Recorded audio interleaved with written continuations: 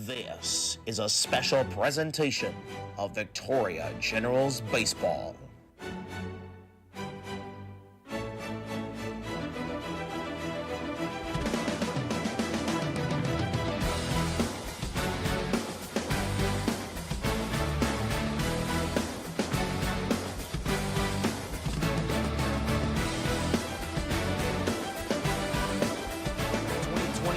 Texas Collegiate League, one team has stood above the rest, and that is your Victoria Generals, sitting high and pretty at 23-10 overall and 7-3 so far in the second half. They are sitting high and dry.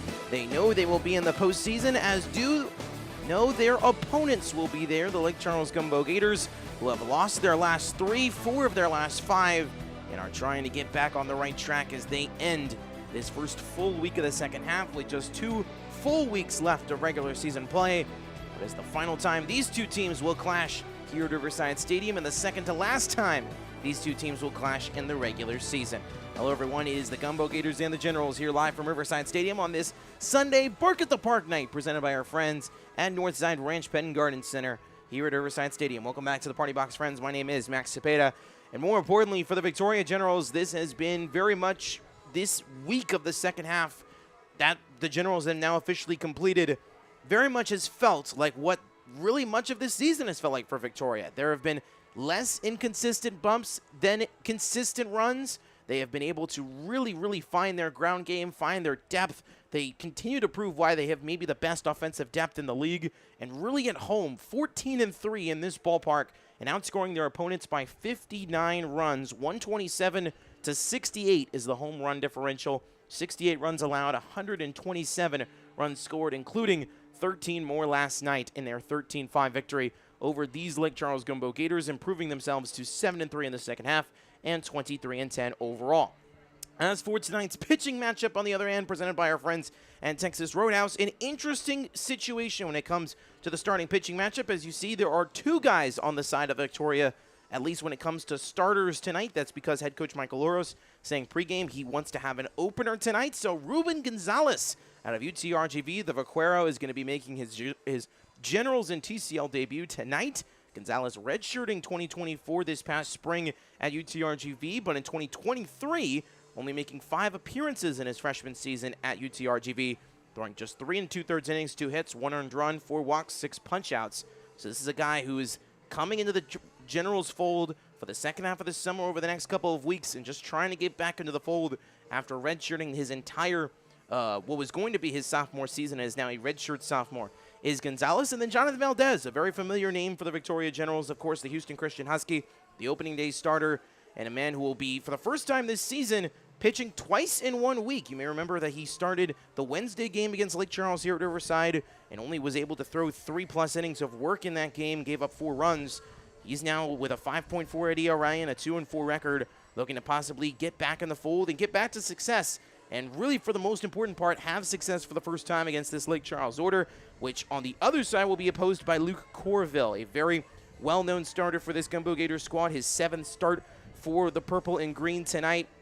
Corville 1-1 with a 7.01 ERA, and that unique number of the same number of hits as strikeouts. It's going to be very interesting to see how the hits and walks are necessarily played out on the part of Lake Charles' side, because that's been an issue for them. Over the last 3 games alone in this 3-game losing streak for Lake Charles, they have given up a combined 43 runs, and more importantly have been doing so in disastrous ways. They used 6 pitchers on Thursday in a 14-11 loss to Brazos Valley, walked 12 batters and gave up 15 hits. Friday, they lost 16-0 in just a 7-inning ball game that they called early because Brazos Valley had to leave to go back home early.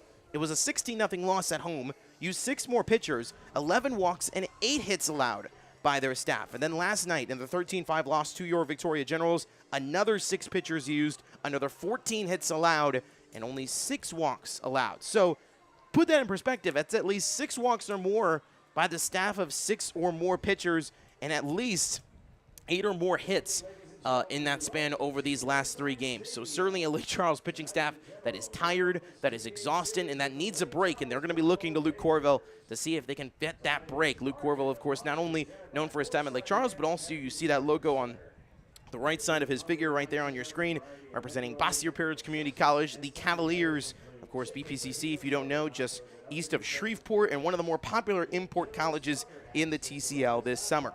Victoria and Lake Charles's lineup, not necessarily a whole lot of changes, just a couple for both sides. Victoria adding their top two hitters in Anthony Avalos and Damian Whitfield back to the top of their order, and certainly looking like a much more healthier lineup tonight for both sides. So it's going to be very interesting to see how both sides work things out. But another thing to point out here before we send things over to break, as obviously the dogs are being celebrated here across the ballpark. There are dogs aplenty across this ballpark tonight.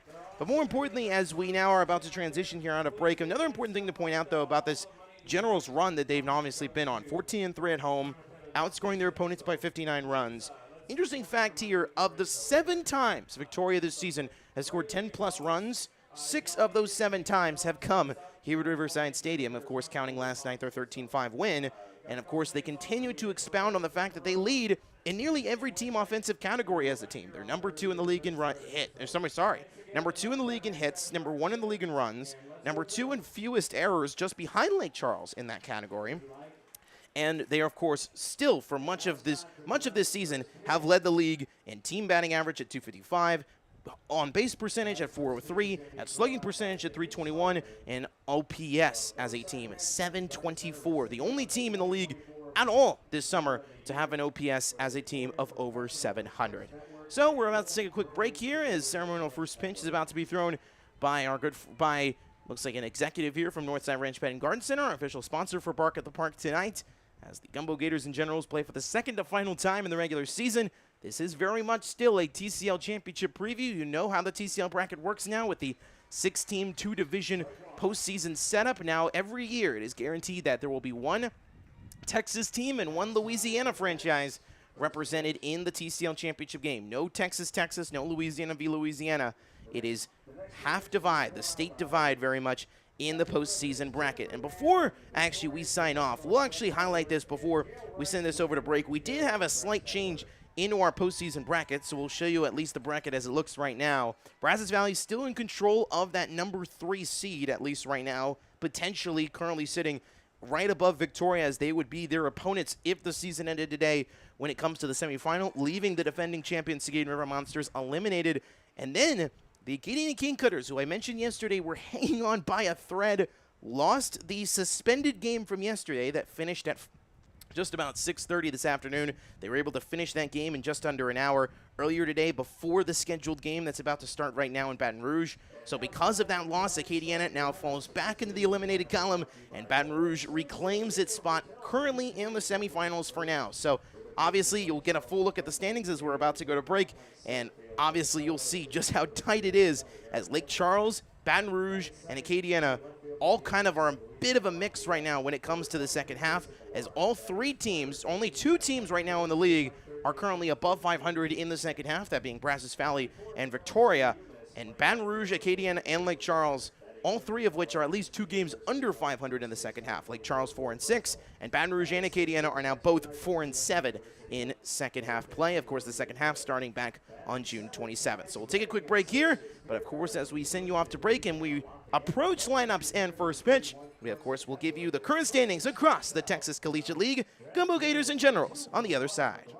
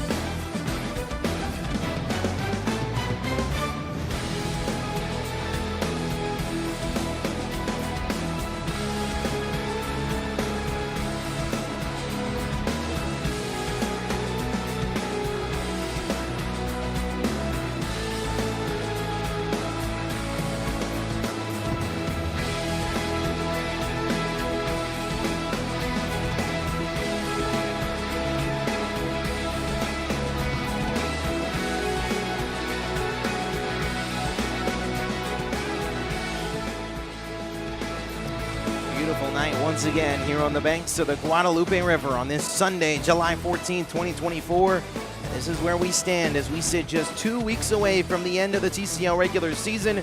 Victoria 5 games ahead of the rest of the pack. Lake Charles, because of losing 4 of their last 5, who are the opponents tonight for Victoria, now sitting exactly even with Brazos Valley for the second best record in the league, and now only 2 games ahead in control of the Louisiana division, with Baton Rouge winning earlier today, finishing their game last night in suspension, and now we'll have the regularly scheduled game tonight against Acadiana. Brazos Valley and Seguin will be playing out in Bryan College Station, and then of course Lake Charles and Victoria facing off again tonight. Lake Charles 7-3 in the second half.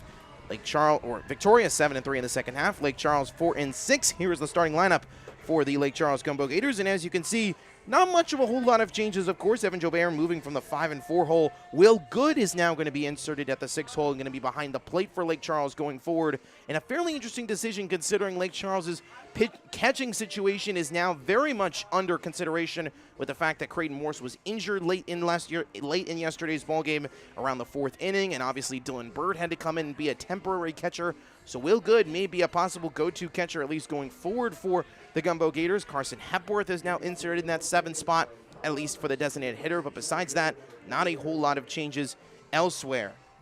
So we are just about set and ready to go here from Victoria. It is a beautiful Sunday night, about 87 degrees, so perfect weather conditions, about mostly cloudy skies, but about 70% humidity here in the Crossroads, so it can certainly feel the stickiness in every sense of the word. As TCL All-Star Aaron Morgan, who comes in today once again, number 2 in the league in batting average, will face Ruben Gonzalez as he makes his TCL debut, as that one's upstairs, called for strike 1, and we're underway. First pitch at 7:11 local time here in the Crossroads. Morgan, the senior Parker, Colorado native, out of Colorado Christian, in 22 games, batting .354. That one's just low for, well, 1-1 even count here for Morgan. Came into this series with a 9-game streak of at least 1 strikeout at the plate, but this month, 3 for 13 with 3 runs scored, an RBI, 2 walks, and 6 punch-outs. Only has 8 RBIs this summer, but obviously was able to collect 2 more last night on a thrilling double that made it a 1-run game for Lake Charles at one point when they were down 5-0 originally, and then made it a 1-run game. It was heavily because of those like Morgan who launched one into the left center gap. 2-1's on that outside corner for strike 2. Gonzalez, we mentioned his stats previously prior to this game. Someone who redshirted at UTRGV this past season, but only made 5 appearances for the Vaqueros in 2023, only throwing 3 2/3 innings in that span. So someone who has not been on the mound competitively in a game against an opponent in quite some time. 2-2 is low, and great block there by Evan Eslaxon, who is now behind the dish tonight for Victoria, the 4th different catcher for the Generals this summer. And Eslaxon, a much-needed catching depth brought in with, obviously, the addition to Dylan Flores last week, and now 3 catchers on the roster to join alongside, of course, Hal Perez. The payoff. Outside corner, called strike 3. 1 batter, 1 strikeout, and welcome back Ruben Gonzalez. As Gonzalez in his first batter faced as a General collects his first punch out, looking 1 away. Jason Ballard will now get a chance here. Ballard, who is by head coach, Gumbeaux Gator head coach Rene Gallo, has been heavily pushing Ballard, I should say, to be this number 2 hole and to be somebody who can fill in and possibly create runs. And so far, it has been an up and down summer to say the least in these first 10 games. He has been in this lineup as that one's on the outside half, ball 1. Ballard, 10 games, batting .222, 8 for 36, 6 runs scored, a triple, 5 RBIs, 2 walks, 5 strikeouts, and 5 stolen bases. Last night, Ballard going 0 for 2 with a walk, or going 0 for 2 with a run scored, also a walk. 1-0's low. Wind not much of a factor tonight either, as it's blowing softly from right to left. Wind wasn't really a factor much last night, as the spotty showers that have really been in the Crossroads for much of this week appear to be dying down, and we could be seeing more heat starting next week. So that one is low for ball 3, as it's just below the zone, so a 3-0 count here for Ballard. Defensive alignment for Victoria. Clark, Whitfield, and Bragg from left to right in the outfield. Diaz, Avalos, Schmidt, and Sanchez around the horn in the infield. And Aslaxon behind the dish. And he is not able to collect that one. It's ball 4. Bellard will just take the struck 90 feet into one out base runner on the form of a 4-pitch walk to the left end to the right-handed left fielder for the purple and yellow. So Jake Smith, the TCL All-Star, going to get a chance here. Smith, who yesterday went 0 for 4 with an RBI, which he was able to collect on an RBI groundout back in the 3rd in yesterday's ball game. Continuing to be an RBI producer for this Gumbeaux Gators squad. 17 on the summer in 23 games. Tied for 6th in the league in the RBI category as that one's low. Not able to control it as Laxon. He'll make a throw to second. That's not in time. Was very close and on the money. Drew Schmidt able to corral it at second base, but speedy Bellard able to complete the stolen bases. 6th stolen bag of the summer in just his 11th game. Making some massive gains when it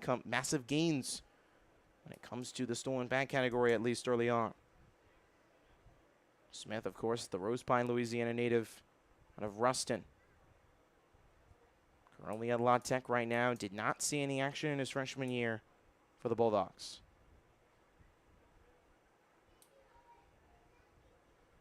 Gonzalez is 1-0. Swinging a foul tip off the end of the bat.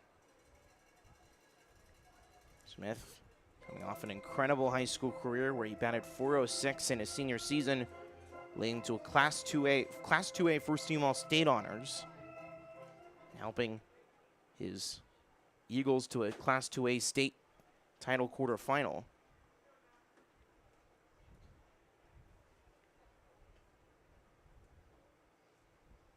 Gonzalez has to step off and now has to refocus in.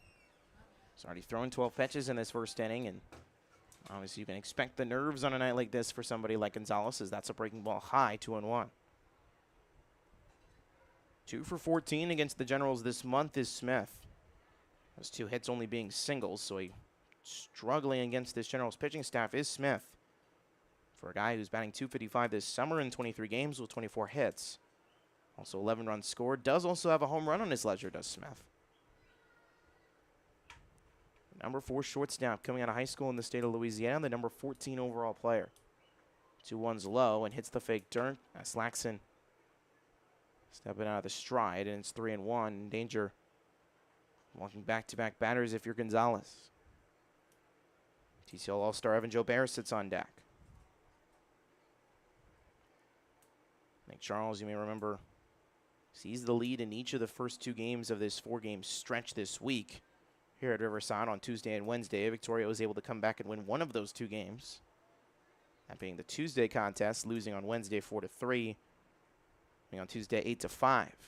So that one's low ball 4, and Ruben Gonzalez, who struggled when it comes to walks, at least at UTRGV 2 years ago, having at least a struggle in his first inning wearing a Generals uniform in summer ball, as that one's low for ball 4, and it's back-to-back free passes here in the first. Still only 1 out on the board. A double play obviously ends this inning, and as Laxon now going to have a conversation with Gonzalez, and that will now include head coach Michael Oros.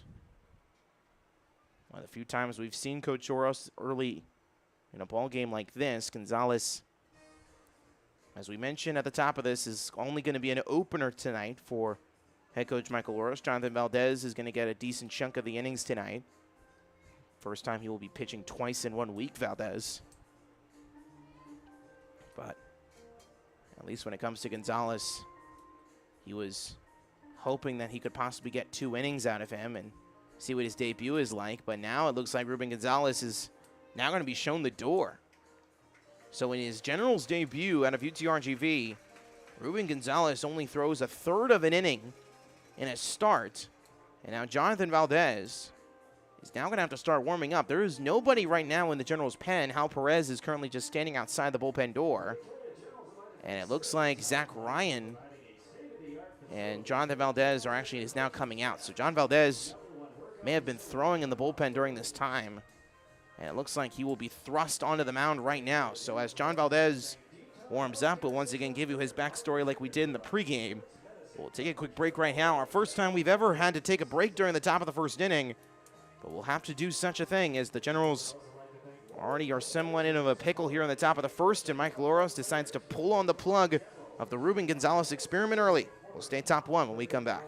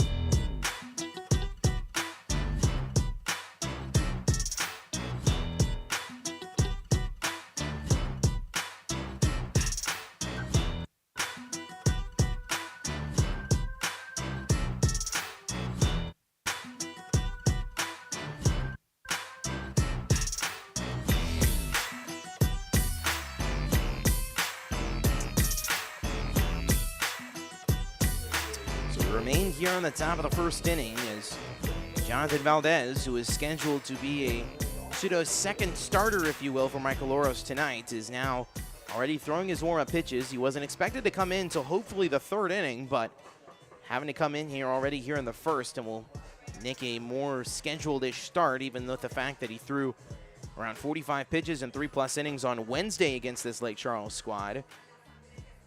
Gumbeaux Gators currently have 2 runners on first and second on back-to-back walks after Ruben Gonzalez was able to collect a strikeout. But now both Kason Bellard and Jake Smith both have walked on back-to-back at-bats, and now is forcing John Valdez's hand here. Reminder, a double play does end the inning if you're Victoria. But certainly a predicament if you're the Generals. You haven't had much first-inning traffic here at home this season. But at least when it comes to this Gumbeaux Gators side, they're going to be one of the few squads that is going to challenge you, especially with how top-heavy this lineup is with all-stars. And Evan Jobert proving of that as he now walks back to the box, or he now walks to the box for the first time tonight. Jobert going 1 for 4 tonight to go with a single in last night's 4th inning. Overall, Jobert, the redshirt sophomore out of Lake Charles, the LSU Eunice Bengal, national champion in the NJCAA. 15 games, 286 the batting average, and 14 hits, 49 plate appearances, 8 runs scored, a triple, 2 RBIs, 7 walks, 16 strikeouts, 8 stolen bases. Jobert 1 for his last 12, though, counting last night. Bellard at second, Smith at first. First pitch from Valdez is on the outside half, but no call. And ball no strike to Jobert.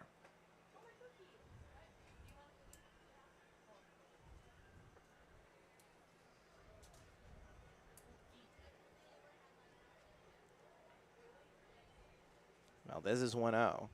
It's a high fly ball foul, so it will now be an even count 1-1 here for the TCL All-Star. Plate umpire needing some new baseballs. It appears. Sun now finally showing its face here at Riverside Stadium. First time we've probably seen the sun in quite some time. I would say the first time we've seen the sun maybe this week here at Riverside. It was mostly cloudy last night, and then, of course, the 2 rainy-ish games on Tuesday and Wednesday, as that one's on the outside half for strike 2, 1-2 ahead is Valdez on Jobert.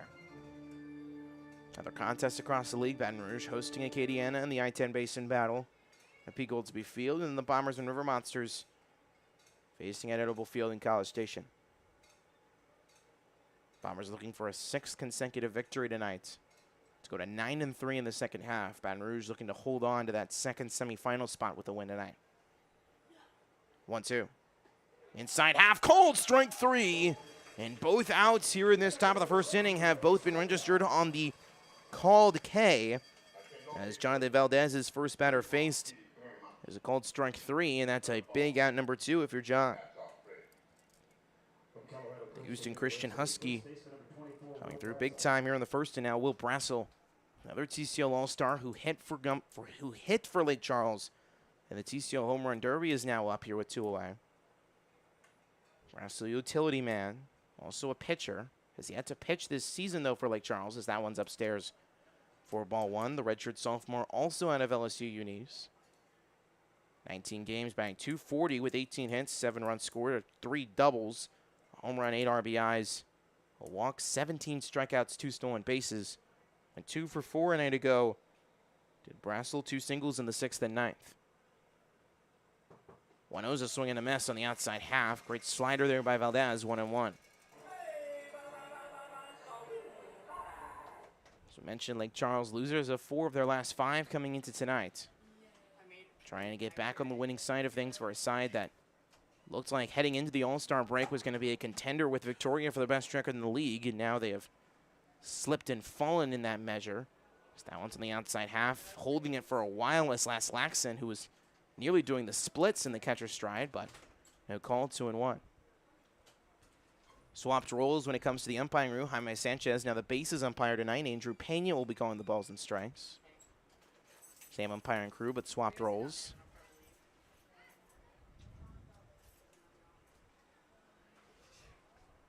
Two ones, a swinging strike 2 on the outside half. Another great fastball there by Valdez.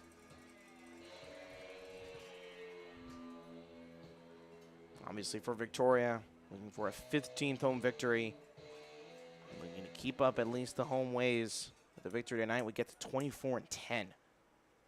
As they continue to possibly eye a 9th 30-plus win season in franchise history, and back-to-back at least, after winning 33 contests a summer ago.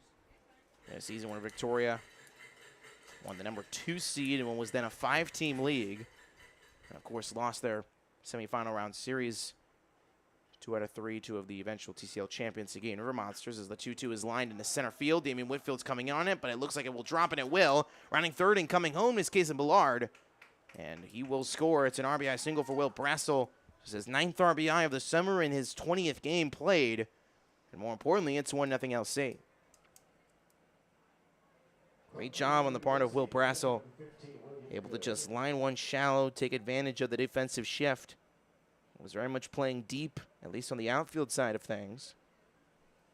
And the speed of Bellard, able to round third and come home with ease.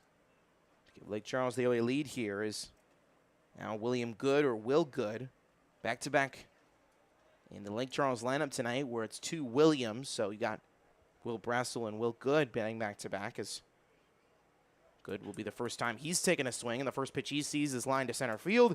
Damian Whitfield sits underneath it, and he'll make the catch for out number 3.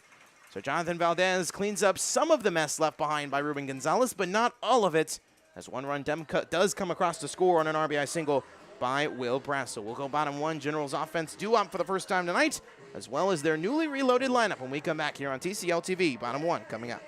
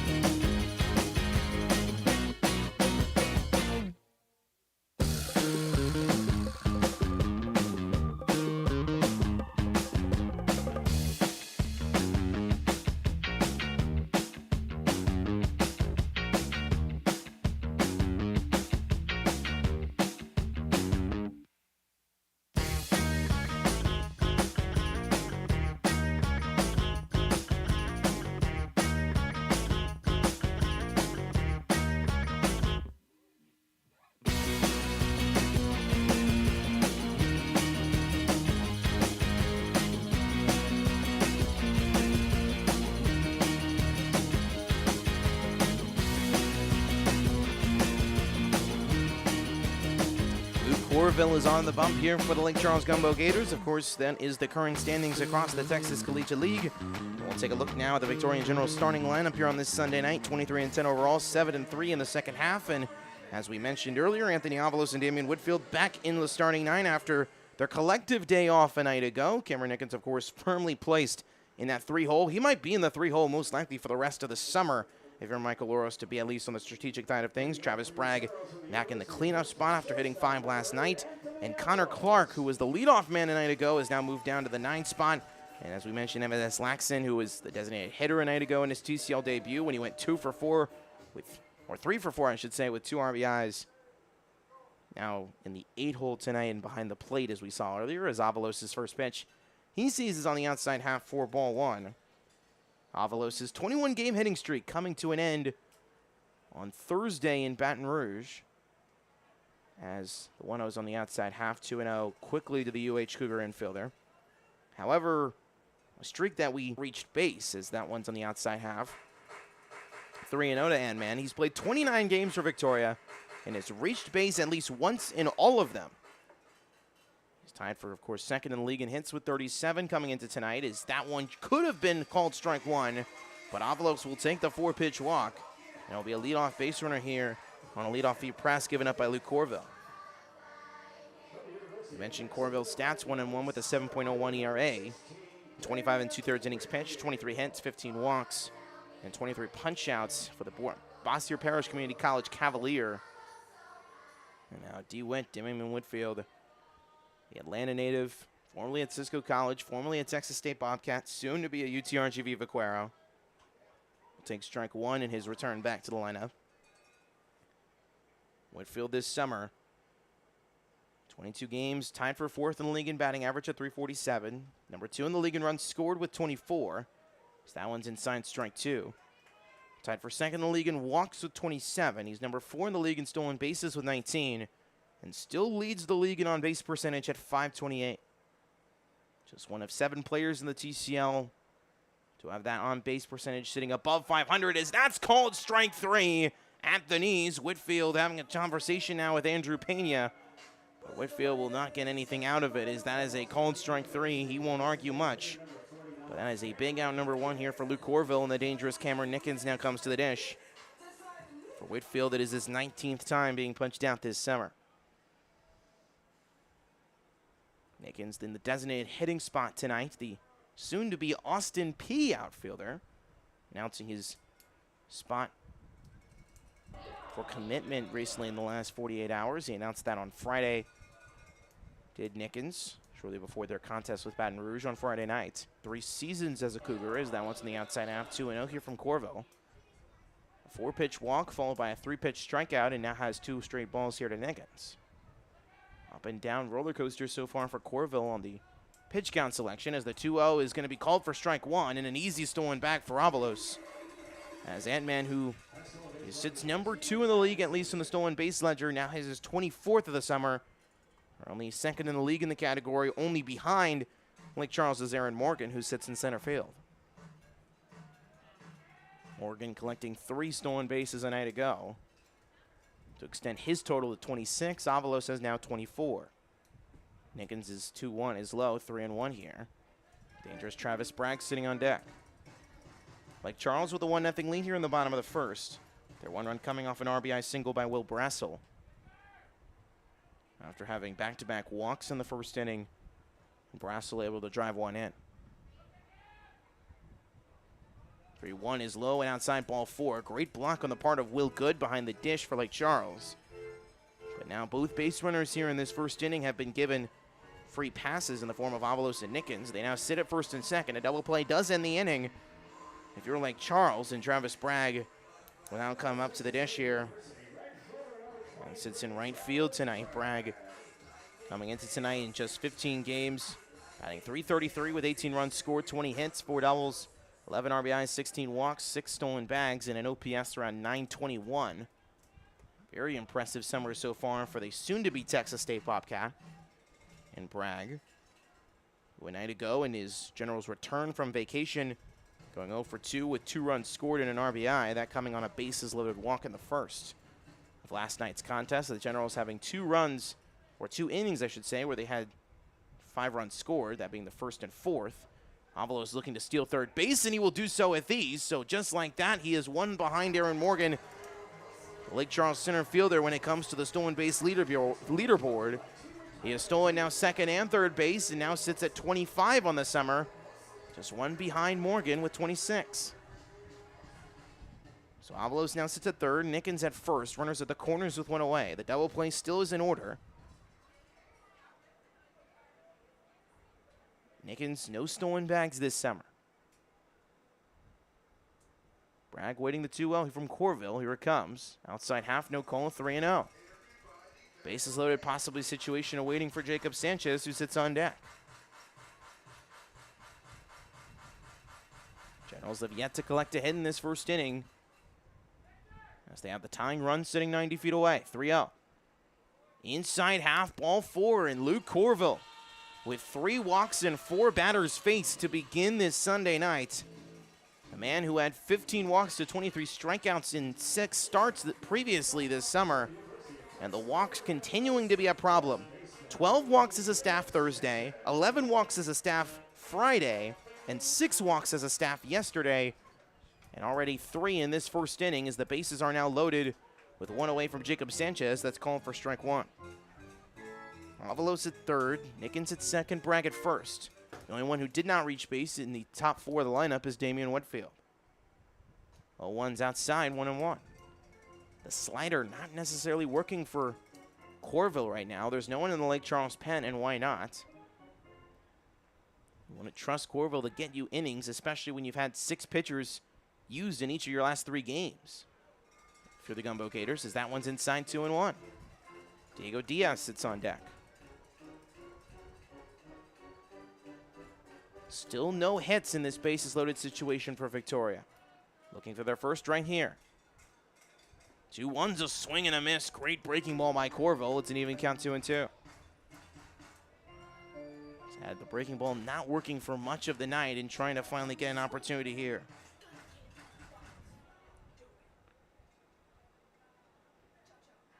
Corville's 2-2. Swing and a miss, strike 3. Great fastball on the outside half by Corville, and that's out number 2. Similar to the top half of the first inning, it is nothing but walks and strikeouts so far on this Sunday night. Only 1 combined hit between these two. And now Diego Diaz will look to try to get the Generals on the scoreboard. Diaz, a recent newcomer here in the second half for Victoria. Freshman also out of UTSA, the Roadrunner, the native of Farr. First pitch fouled, and that one is off the facing of the line drive, and that one's into the party deck on the third base side. Diaz in 6 games, batting .211, 4 for 19 on the summer. As that one's lined in the left center and will drop. That will tie the game. Running third and coming home is Nickens. Will be a close play. The throw's over to third. It's not in time. Into second base is Diaz. RBI single with Diaz advancing to second on the defensive indifference. But the Generals not only tie the game, they now take their first lead of the night. It's 2-1. Diego Diaz, who came into tonight with 2 RBIs in 6 games, has doubled that total with 1 swing of the bat, and once again, 2 out hitting for Victoria, which was a huge, huge contributor in last night's contest, with 8 of their 13 runs coming with 2 outs. Now 2 more runs with 2 outs here to begin this one. First pitch to Drew Schmidt is inside for ball 1. So Avalos and Nickens come around to score, with Travis Bragg now sitting at third and Diaz sitting at second on the fielder's choice. Most likely will be still ruled as an RBI single, but it will be 2 RBIs nonetheless on the part of Diaz, who now has 4 on the summer in just 7 games. Inside strike 2, or strike 1, I should say, 2-1. The count here now for Schmidt. Schmidt in his young time here in the TCL. Freshman out of Louisville, currently at UT Tyler, as that one's inside 3-1. Schmidt in 5 games, 4 for 13 with 4 runs scored, an RBI and 2 walks, collecting that 1 RBI last night in a 2-for-4 effort. He also scored twice. Inside ball 4, the 4th walk of this first inning for Luke Corville. And the Bossier Parish Community College Cavalier not able to find the zone consistently with that breaking ball. And the 8th batter of this first inning will now come to the plate in the form of NMS Laxon. Laxon, the sophomore out of Galveston College, the Whitecap, who had an incredibly impressive night a night ago with 2 for 4, 2 runs scored, and 3 RBIs, including a 2-run RBI double in the 4th that really blew the game open for Victoria. And what was their second 5-run inning of the game last night, as that one's inside for ball 1 from Corville. Bragg at third, Diaz at second, Schmidt at first. That one's inside as well, 2-0.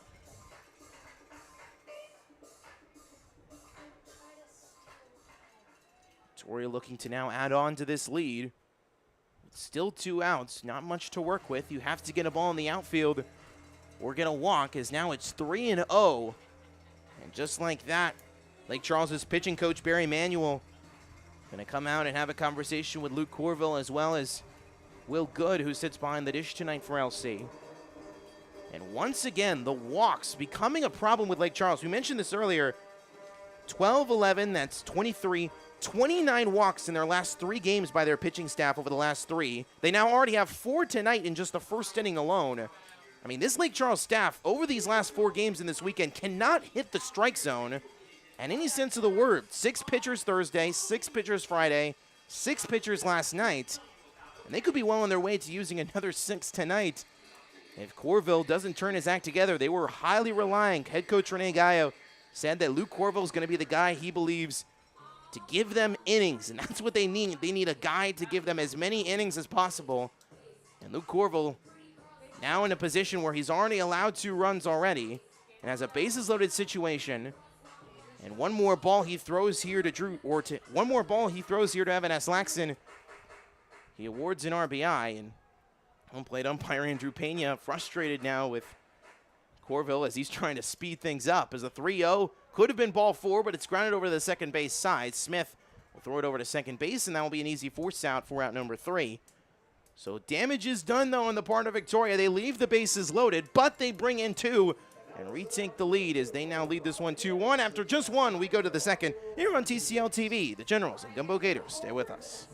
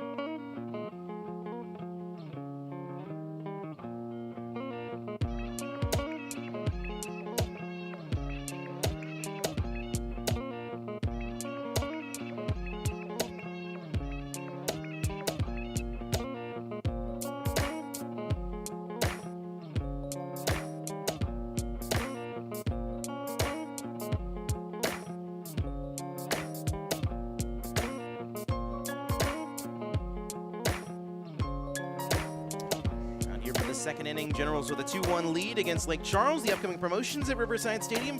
The last 2 promotions of the regular season here at Riverside. A free ticket night on Friday, July 19th when Seguin comes to town, presented by our friends at Atzenhofer. And on Saturday, July 27th, the penultimate game of the regular season for Victoria. Strikeout kits are night. Pink uniforms on display for the Generals, presented by our friends at Citizens Medical Center and INET Care.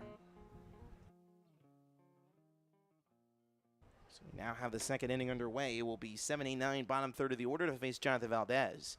So that one's on the outside half for ball 1. Valdez originally was going to be the second starter tonight, but Ruben Gonzalez only went a third of an inning in the first, and He was expected to hopefully go 2, according to Michael Oros, as that one's grounded over to the shortstop side. Avalos with a routine throw to first, and that'll be a routine ground out for route number 1. Carson Hepworth was at the dish for Lake Charles. And Hepworth is quickly retired on 2 pitches. As it is a routine out number 1 here in the second, and Landon Hunt, who was in the 8-hole last night, a TCL All-Star, the last TCL All-Star eligible for the All-Star game for Lake Charles. Hunt comes back to the dish. Hunt last night going 1 for 4 with a run scored back in the 3rd of last night's contest. That one's also grounded on the infield. There to make the play is Drew Schmidt over at 3rd, and that's another routine ground ball. And 2 quick ground outs here, both on the right, or both on the left side of the infield, and it's 2 quick outs here in the second. And Owen Galt now comes up quickly with 2 outs. Just 29 pitches so far for Valdez. He's been working pretty smoothly. Galt 0 for 3 and to go, striking out twice. He's played in every single game here at Riverside Stadium, and combined, Galt has yet to collect a hit. He's 0 for 8 with a run scored, that being on the Wednesday game. The Lake Charles won 4-3 here at Riverside. Galt behind the count 0-1. Each side with only 1 hit. Victoria, though, with the 2-1 lead when it comes to runs, as they benefited on the 4 walks from Luke Corville in the bottom of the first, as that one's low. For ball 1-1 here from Valdez. Of course, as we mentioned, it's Bark of the Park night here at Riverside, thanks to our friends at Northside Ranch Pet and Garden Center on Navarro Street. Yearly tradition here in Riverside. Bring dogs here to the ballpark, and there are plenty of puppies surrounding us. So that one is just outside 2-1 from Valdez.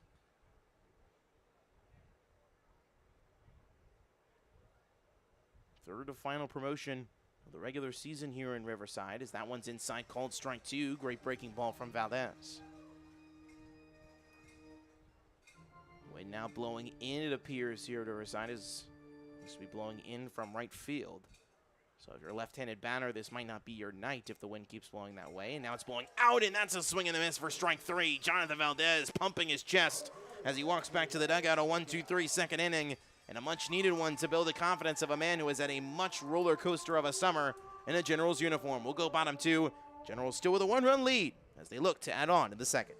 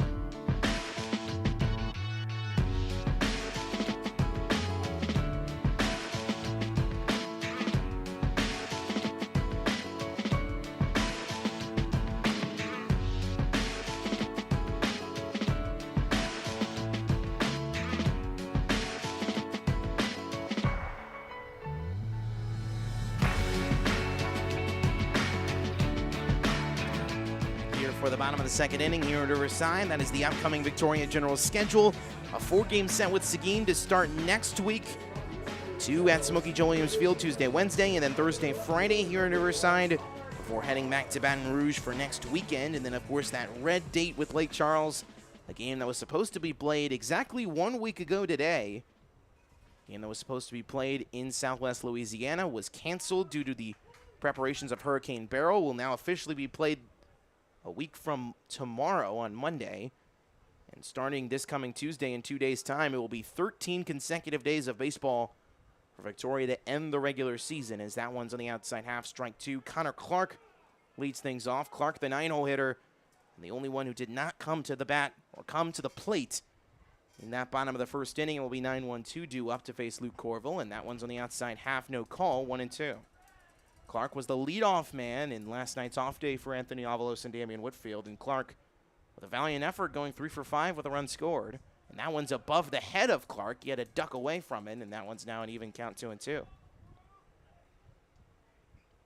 Corville already on 36 pitches and just 1+ inning of work. So certainly a raised pitch count with all of the walks he's given up, and that one's high. And Clark going for that slider that was breaking inside, but fouls it off, and we'll do it again.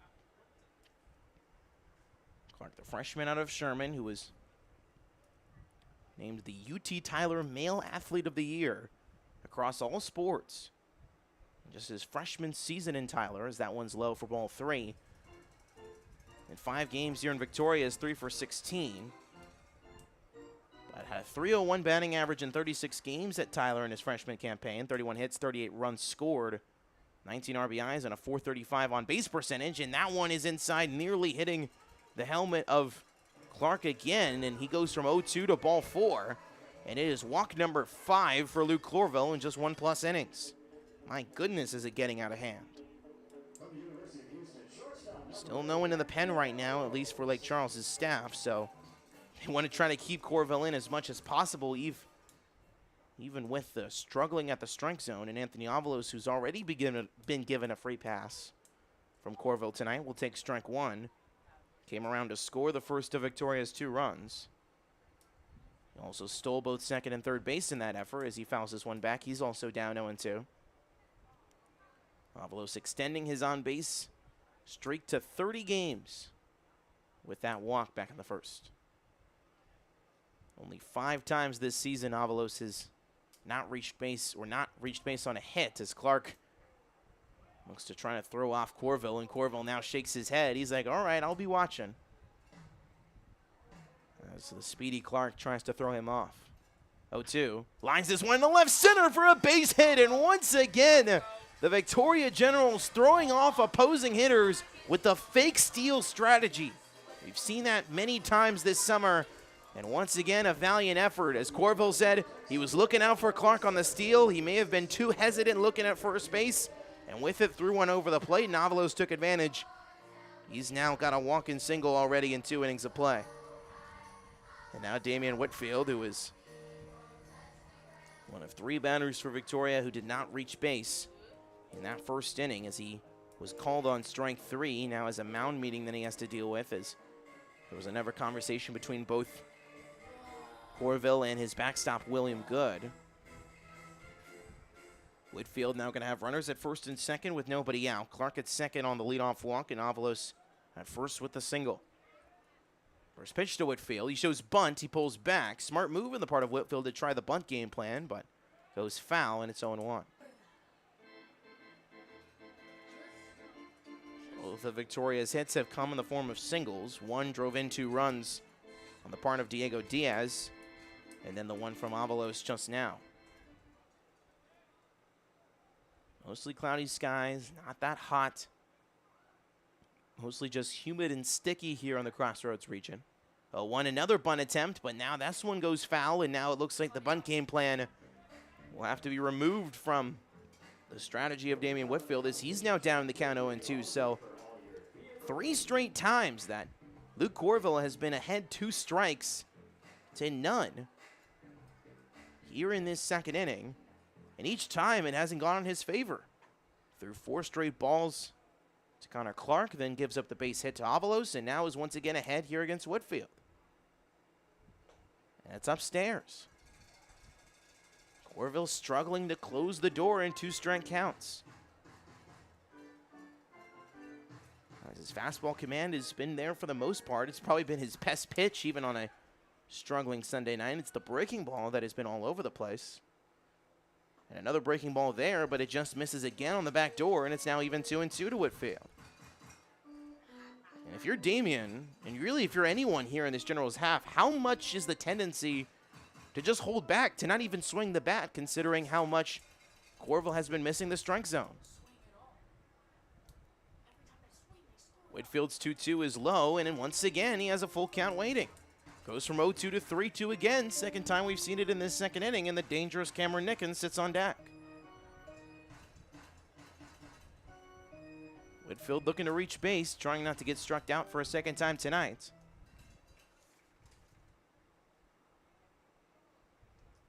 Morelos giving a little piece of advice as Whitfield steps out of the box.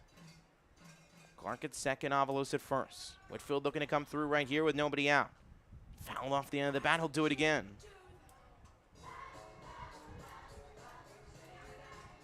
Give a scoring update across the league following Whitfield's at bat. As we'll update you across both contests in both Edible Field and Pete Goldsby Field in College Station and the capital city, respectively. So that one is low for ball 4. Make it walk number 6 for Luke Corville.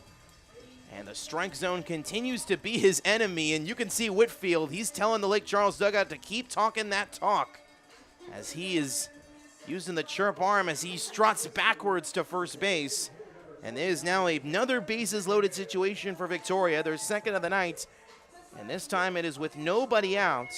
Clark now sits 90 feet away, representing Insurance. Avalos at second, Whitfield at first. And Cameron Nickens, who already has 1 grand slam on his stature already this season, that being back on Thursday against Baton Rouge in the capital city at Pete Goldsby, will look for another chance right here. Nickens' first pitch is outside for strike 1. Victoria has already seen 3 grand slams already this season, 2 of which on the road, 1 of which at home, the one being at home off the bat of Mark Henning.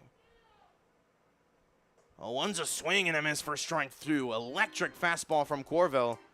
Gotta wonder where that velocity's been for much of the night, as it's now 0-2. And once again, 4 straight batters in this second inning where Corville is ahead in the count. And 9 to right field, and that will drop for a base hit. 1 run will score. Avalos is being given the wave. He will come home. Will be a close play, but not in time. 2 more runs come across on the 2 RBI single by Nickens. It's 4-1. My goodness, has Cam Nickens been hot in the month of July, as he gets given a snack by first base coach Xavier Moore, and the bubbles begin to fly. My goodness, Cam Nickens continuing to add to a red-hot month of July.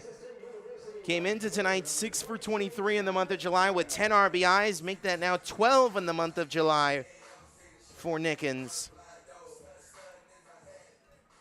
As Avalos has reached base twice and has come around to score both times, and Clark now comes home to score. Whitfield now sitting at second base here for Travis Bragg. Running on the pitch. As Bragg is, that one's in fair territory. Bragg will move the sacrifice, and that will be out number 1. As that ball was in fair territory, Bragg was a little bit confused. He thought the ball was foul, and Michael Oros is going to try to argue to see if the ball was foul as well. As fans at Riverside are slightly confused if whether the ball was foul, as it was called fair by home plate umpire Andrew Pena. We'll see what the conversation leads to. Whitfield and Nickens have both advanced 90 feet on the sacrifice play. Now both Pena and his bases umpire and crew chief Jaime Sanchez will have the conversation here. So it will either be an 0-1 count for Bragg with runners at first and second and nobody out, or Bragg grounds out to move the runners, and it'll be second and third with just 1 out on the board. So a good situation for Victoria to be in regardless of what happens with the result. It's just a matter of, do you have 1 runner in scoring position and nobody out, or 2 runners in scoring position and 1 out? And that's what both Pena and Sanchez are discussing right now in a umpire meeting just left of the mound. And Luke Corville trying to stay warm on the mound in a struggling night, as he's already crossed the 50 pitch mark, and looks like the call stands. So it will be a sacrifice grounded on the part of Bragg, and he will advance the runners 90 feet. So Whitfield and Nickens now sit at third and second with 1 out. And it was a successful sacrifice on the part of Travis Bragg. But now Jacob Sanchez, who struck out back in the first, with a chance to deliver some RBIs here. First pitch he sees, a great inside breaking ball for strike 1 from Corville. That was basically parallel with Sanchez's body and then came back into the zone.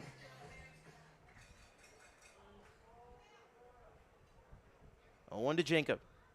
Swing and a miss, strike 2, as he goes down to 1 knee on that swing. Sanchez came into tonight number 10 in the league in batting average at .298 in 26 games. 15 runs scored, 25 hits, 3 doubles, a home run, 15 runs driven in. 0-2 is just foul of the inside part of the bat. He'll do it again. In the Baton Rouge Road Series on Thursday, Friday, Sanchez went 4 for 9 with 2 runs scored and an RBI. And then last night, Sanchez suffering a hand injury where he was hit by a pitch in the first on his inner right hand and had to be taken out of the game. Thankfully, he's back in the lineup today. 0-2. Fouled again to the parking lot. Whitfield since at third, 90 feet away. Nickens sitting at second base. He was the one who drove in the 2 insurance runs. 2 runs in the first, 2 runs in the second. Looking for more here in the second is Sanchez. Corville's 0-2. High fly ball popped up just beyond the infield grass. Jake Smith sits underneath it. He'll wait for it, and it's out number 2. Whitfield, of course, thinking about running, but he won't even try. And it's a big out number 2 if you're Corville and these Gumbeaux Gators. And now Diego Diaz, who already has 2 RBIs on his ledger tonight, could possibly add to his RBI total in just his second at-bat in the second inning, as he was able to put one into the left center gap and use some great 2-out situational hitting. And this is nearly an identical situation 1 inning later. First pitch outside corner, strike 1. Not a bad position for Diaz to be in, considering this is the same one he was in just an inning ago, and he delivered 2 runs to Victoria. 0-1's way outside. Scoring updates across the league. Currently in Brazos Valley in the top of the 4th inning, the Bombers have a narrow 1-0 lead. And right now, currently in the capital city, there is no score in the top of the 4th between Baton Rouge and Acadiana. That's a swing and a miss for strike 2. And sitting a strike away from getting out of the jam is Corville, even though he's already allowed 2 runs in this second inning. 1-2. Grounded up the middle. Corville's there. He'll routinely go to first, and that was nearly a wide throw. Will Brassel able to extend the glove and make the play. And Luke Corville at least given a backup support by his first baseman, and that will end the inning. So 2 runners left on for Victoria, but they add 2 more runs again. The lead goes from 1 to 3 as we go to the third, 4-1. Good guys in front.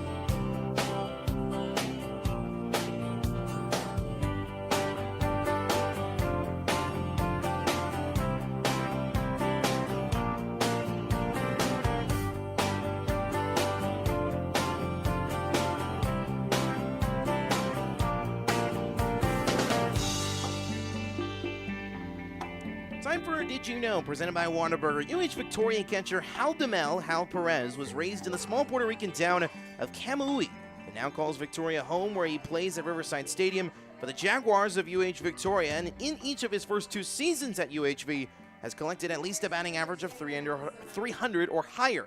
And since the second half has begun in this TCL season, 10 of his 10 RBIs this summer, 9 of which have come since the second half of the season began on June 27th.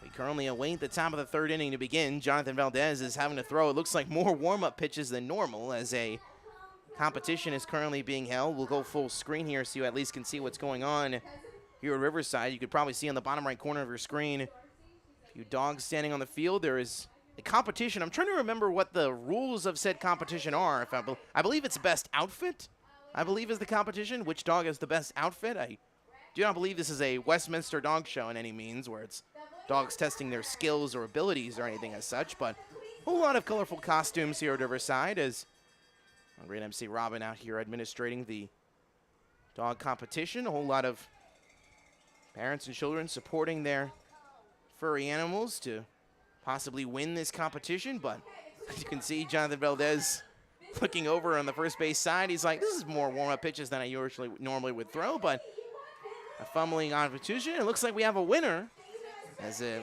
looks like a young child and her dog end up winning the contest. Not sure what the prize is. Bet the prize is something pretty cool, which is offered possibly by our friends at Northside Ranch Pet and Garden Center. And looks like there's a first, second, and third place. It looks like there's also judges. I wish I was more familiar with these rules prior to tonight's broadcast, but was not able to at least see a rule book. But Aaron Morgan is now stepping up to the batter's box. It's top third of the order for Lake Charles here in the third. And the dogs will now begin to exit the playing field. But, hey, congrats to our winners here in the, looks like a dog fashion show. I bet that's probably the best way to describe it, is a dog fashion show. Pageant? You say pageant? Getting help here for our incredible intern friend, Katie Potsdar. Apparently it was a pageant on the dog's fashion and attire, of course. So congrats, of course, to the winners as we begin this third inning. Aaron Morgan leading things off, top third of the order, due up for Lake Charles. And Jonathan Valdez's second full inning of relief work supporting Ruben Gonzalez. So thankful for my friend Katie here operating the ones and twos for telling me that it is a pageant. And because I would be very surprised if we had a Westminster dog show-like atmosphere. If dogs were testing their abilities, we would have a whole game delay if that was if there was a chance we would do so. As that one's on the outside corner for strike one, 0-1 to Morgan, who's 0 for 1 with a strikeout already tonight.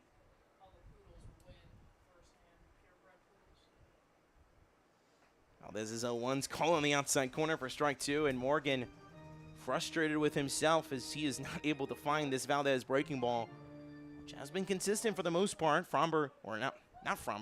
Jonathan only allowed one base runner, that being the form of an RBI single, as that one's a swing and a miss and a drop third strike as Morgan is once again retired on strikes. He is 0 for 2 in the ninth, one away here in the third. And Kason Bellard now comes back to the dish, who has walked already tonight and came around to score Lake Charles' only run. Also stole second base in that effort.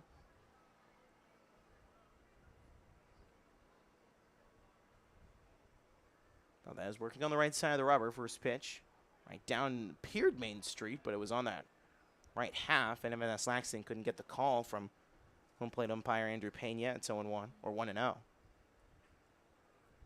That one's lined up the middle. That will be a routine base hit with one away, and a great job by Bellard to get on base as he found the fastball and was riding fastball the whole way and lined one up the middle. And it's a one-out base runner here for Lake Charles. Jake Smith now coming back to the dish, the TCL All-Star who walked in the first, got all the way to second base but could not score. Smith in this two-game set has now reached base twice. The one time he reached base a night ago was on an error committed by Diego Diaz at second base last night in the sixth. So that one's on the inside corner, strike one here to Smith. Lake Charles, 1 run on 2 hits, no errors, and 2 runners left on. Victoria, 4 runs, 3 hits, 4 runs, 3 hits, no errors, and 5 runners left on. Valdez is 0-1. Check swing. Did he go around? No, he did not. That one was inside, 1-1. The count, double check over to the bases umpire Jaime Sanchez, and Smith did not fully cross the plate. It's 1-1. No score currently in Baton Rouge in the bottom of the 4th inning between the King Cutters and Rougarou, as they are in a contentious battle for that second semifinal spot in Louisiana. Who will play Lake Charles in that first round playoff series?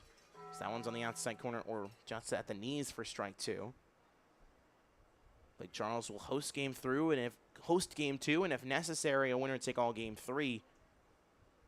regardless of whoever they play, as they were the ones to capture the Louisiana division in the first half. But since they've gone 4 and 6 in the second half, as that's a swing and a miss for strike 3, and it's 2 punch-outs here for Valdez here in the third. It's his 3rd punch-out of the night, and the 4th for Victoria pitching.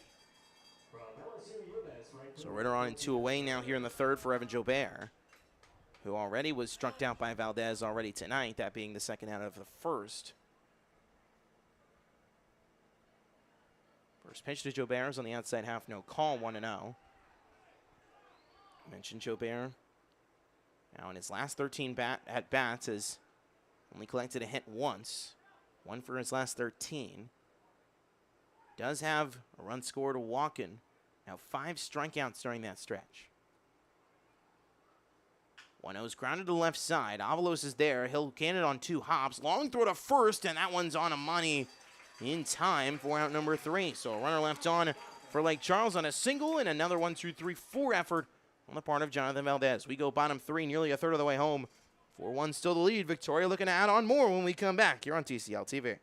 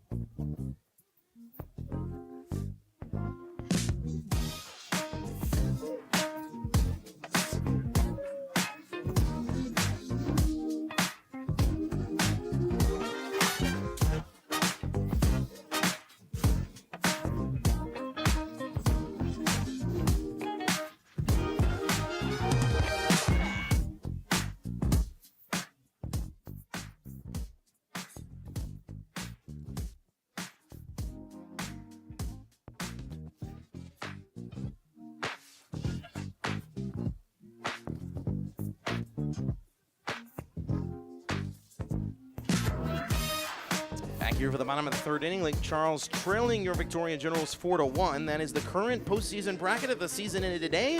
Baton Rouge barely holding on to that 2nd semifinal spot in Louisiana. Bombers comfortably for now in possession of the Texas semifinal spot, in which they would host game 1 of a best-of-3 series against these Generals on July 30th. July 31st, game 2 here at Riverside, and then if necessary in August 1st, game 3 would be at Riverside Stadium to determine who goes to the TCL championship game representing Texas. As Drew Schmidt takes the ball 1-0, and the second pitch he sees is lined in a shallow right field. Jobert is there, and he won't even try to even attempt to catch it, as Jobert lets it fall in front of him for a leadoff base runner, and Drew Schmidt has now reached base twice tonight on a walk-in single. It's a leadoff base runner, 3rd consecutive inning where Victoria gets a leadoff base runner to start. Evan S. Laxon now coming back up to the dish, the sophomore out of Galveston College, the Whitecap, 0 for 1 with a fielder's choice ground out to end the 1st. After his impressive 2 for 4, 3 RBI debut night a night ago. So that one's low for ball 1 on the outside, half below the knees. William Good doing a fair job, or I should say a good job, behind the dish so far for the Gumbeaux Gators, as that one is pickoff throw thrown over. Questions at catcher are very much abundant now for Lake Charles after their TCL All-Star catcher Creighton Morse was injured in last night's contest, forcing Dylan Bird to come into the game. And for Lake Charles, who only has 1 designated catcher on their roster, now having to experiment and possibly even make more signings the rest of the way, as Laxon is now possibly looking for a new bat, as he's now going to possibly check here, or actually it might be a pine tar grip issue, as it looks like there was a chunk of his wooden bat, or a piece of it, that came off, as he hands it to Connor Clark, who sits on deck, and he'll throw it over to the dugout as a piece of trash. So As Laxton still ahead in the count 2-0 here for Luke Corville, who remains on the mound for Lake Charles. As that one's upstairs. 3-0 here for the Gumbeaux Gators. 3-0 behind is the Gumbeaux Gator right-hander. Already with 6 walks tonight in 2+ innings. Make it, no, nearly was 7. I was about to say make it 7, and Evan Laxton was about to strut 90 feet, but inside called strike 1 as Laxton walks back to the dish. It was a close call, but Corville trying to battle back in this count here against Laxton. But that one will be upstairs for ball 4, and that is walk number 7 as Laxton flips the bat to his dugout. And it's once again for the second consecutive inning, 2 runners on with nobody out for the Generals. And now the UT Tyler Patriot Connor Clark comes back to the dish. Clark, the utility man, who's already walked and scored as he led off the second inning with a free pass and came around to score on the 2 RBI single from Cameron Nickens. Great breaking ball by Corville, strike 1. And you gotta imagine, for someone like Luke Corville, which we'll go back to his numbers right here, you have to understand he is a sophomore. He is still trying to develop his ledger. And being at a school like BPCC, which had one of the more below average team ERAs in their conference this past spring, you can understand that this is a pitching staff as a whole at BPCC, and for Corville individually, that needs tuning, needs time. And Corville's certainly an example of that for certain, but obviously what we're seeing tonight is not probably exemplifying of the skill set that Corville has, as both runners go for the double steal, and the double steal is successful. As Drew Schmidt advances to third and Laxton to second. Laxton, his first stolen base of the young summer. And for Drew Schmidt, it is also his first stolen bag. So 2 debut stolen bags for Schmidt and Laxton. 2 recent second-half signees for Michael Oros. And now it is 2 runners in scoring position and nobody out. And Connor Clark having a conversation with Andrew Pena. Looked like possibly Clark needed some time, and Corville was waiting to throw the 2-1 pinch. It's grounded to the left side foul. Michael Oros having to duck over at third base. And it will be an even count, 2-2 here. Victoria with 4 runs now on 4 hits. Off the single to lead off this third by Schmidt. The walk by Laxton, and now 2 stolen bags. That one is low. 3-2 the count. Playoff pitch awaits here for Clark. Top of the lineup, and Anthony Avalos sits on deck. This runaway train, you may remember our friend T-Texas Tony Turnstile of the Seguin River Monsters called this Victoria Generals lineup Murderer's Row for a reason. And they once again are appearing to look like that right now. They already have 4 runs on the board. And with nobody out here in the third inning, it is their 3rd consecutive inning with a bases loaded scenario. And also, you can now mark it down as the 8th free pass of the night for Luke Corville. In fairness, Luke Corville now has more walks on the mound tonight, as that one's popped up behind the infield. Will Good's going to go after it. Has a chance. He goes into the Victoria dugout and it hits the dugout roof. Will Good would have had to jump on top of the dugout to make that play. But it is out for strike 1. Behind the count 0-1 is Avalos. Schmidt at third, Laxton at second, Clark at first. And also one other thing I need to point out here, the Generals' 6 through 9 hitters a night ago had a combined 9 hits and contributed 9 of Victoria's 13 runs. And now the 7, 8, 9 hitters tonight now all sit on base, and Avalos will take an RBI hit by pitch. A hit by pitch for Anthony Avalos. I'm not sure necessarily if that counts as an RBI, but Avalos will bring in a run off the hit batter. Schmidt comes around to score. Laxton hits to third, Clark to second, and a man looks like in 2 arms are now heading to the Lake Charles bullpen as we speak. And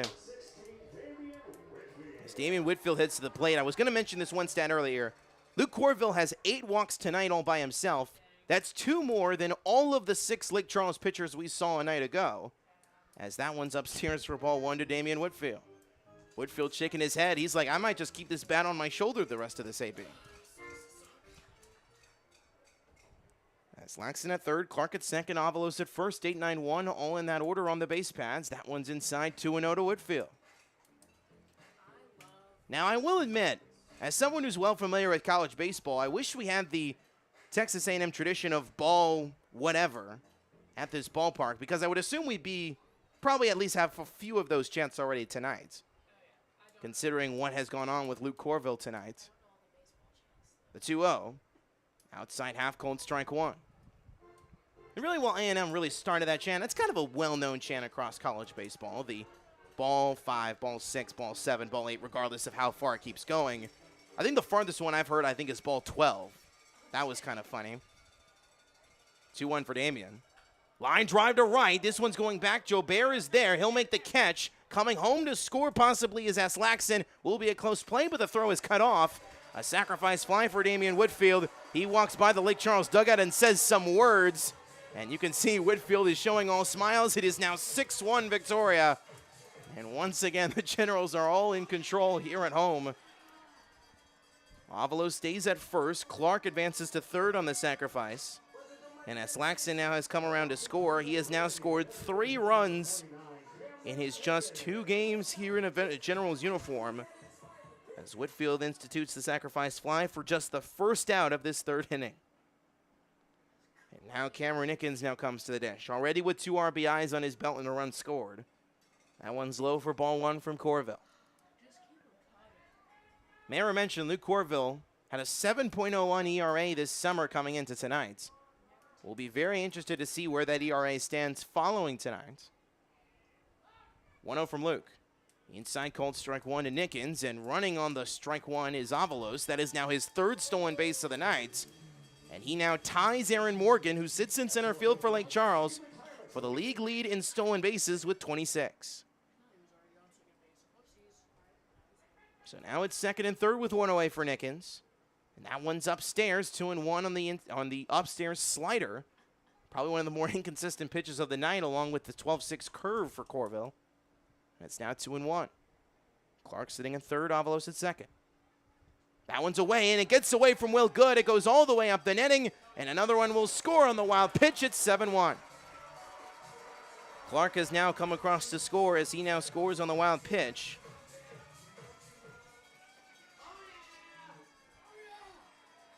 And now it will be a wild pitch that brings home Clark.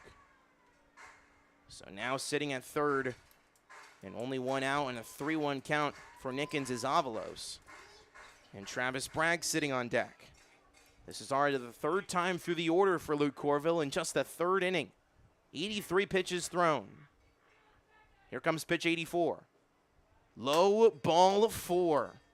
Make it walk number 9 for Luke Corville. And that is an unreal night of inconsistency on the strike zone. And that might be the last laugh for Corville tonight, as pitching coach Barry Manuel now comes and will walk to the mound following this free pass given to Nickens. It's the 2nd time Nickens has been walked tonight. And he's now reached base all 3 times as Nickens. Should have mentioned Avalos has also reached base all 3 times, and Manuel will point to the bullpen. So after 2 1/3 innings and 84 pitches, Luke Corville brings 7 runs home, and a woeful night to say the least against this red-hot Generals order, which has now scored at least 7 runs in each of its last 4 contests. We'll now take a step aside and tell you about the new man on the mound. Another right-hander comes on the mound for Lake Charles. 7-1, the lead for Victoria. 2 in the 1st, 2 in the 2nd, and now 3 here in the 3rd.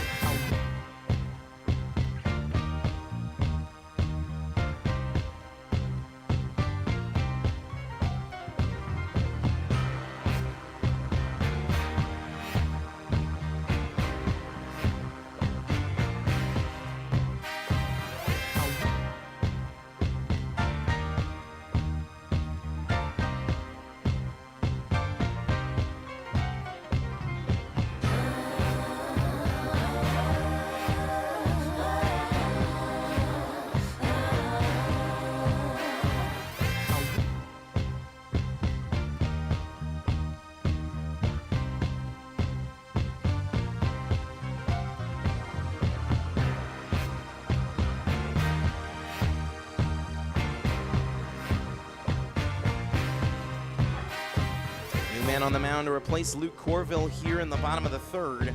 With runners at the corners and one away, as 3 runs have already come home in the bottom of the third and a 7-1 lead for Victoria.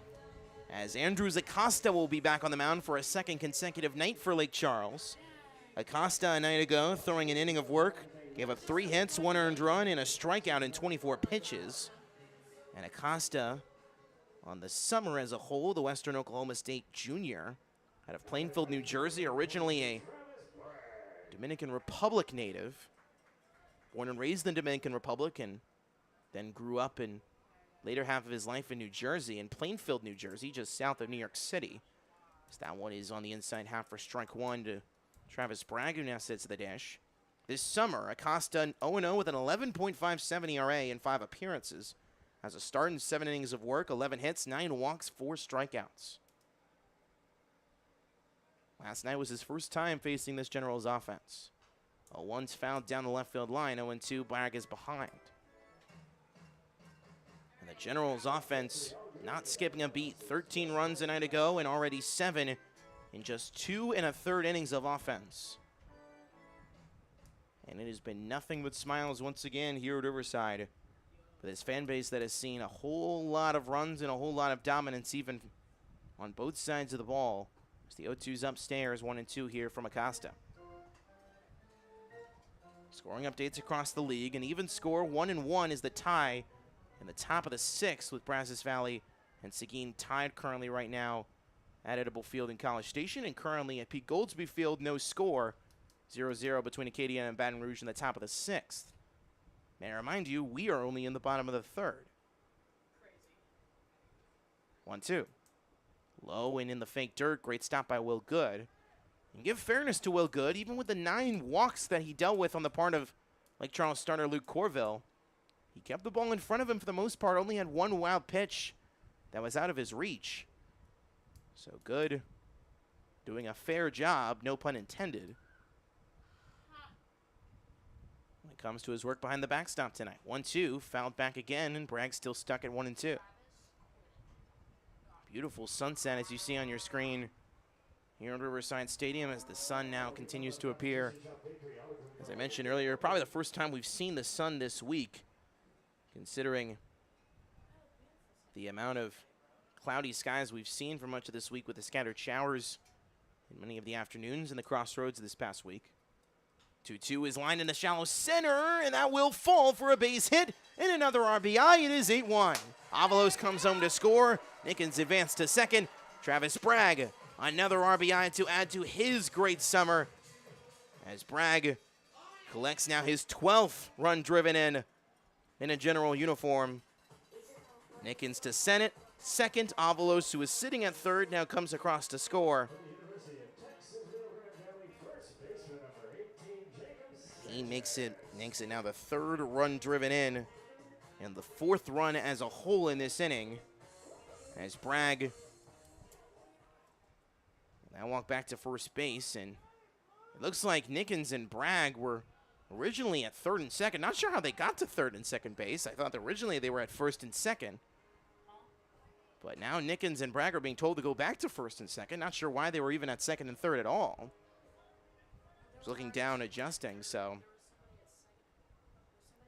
it's originally when I thought Nickens at 2nd, Bragg at 1st.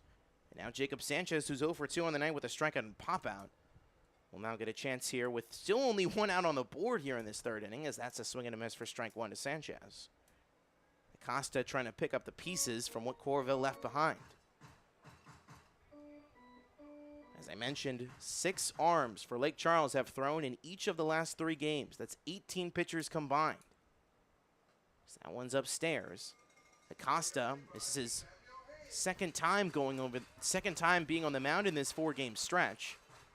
And you gotta imagine a whole lot of guys are probably tired and exhausted and are gonna need the day off tomorrow. As that one's fouled back, 1-1, or might be 1-2 actually. It's 1-2 here on Sanchez.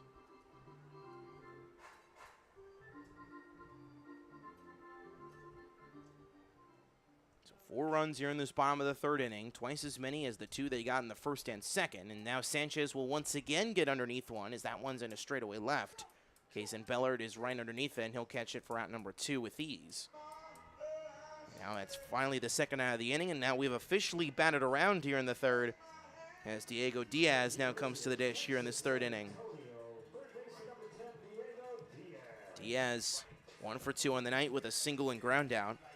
That single, though, in the first, driving in the game's first 2 runs, giving Victoria their first lead of the night, and they've turned that, what was then a 1-run lead, to a 7-run lead. First pitch to Diaz is low and inside, ball 1. Diaz, we mentioned, the far Texas native, currently a roadrunner at UTSA, was a member of the American Athletic Conference all-freshman team.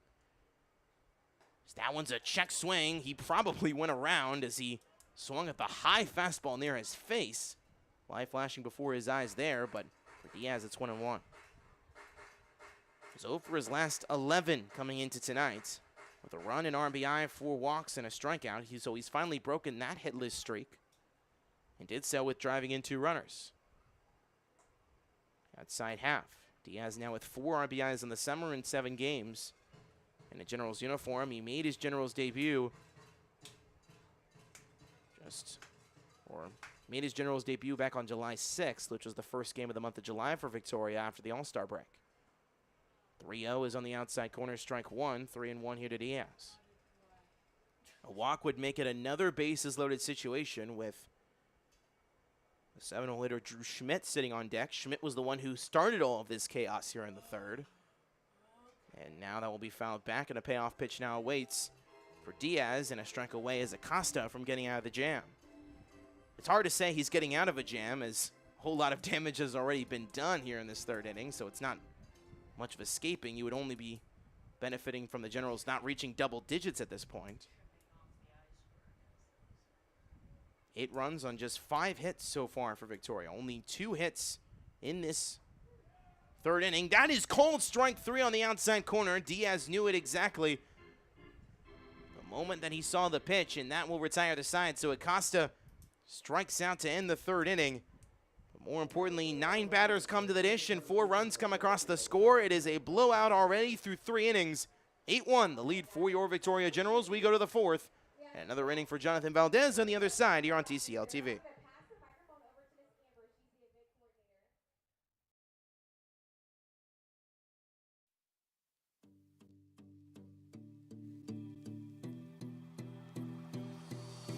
Gather around this table, boys. Bring no shame, I'll lose my voice. Screaming at the gods about the bad we've done.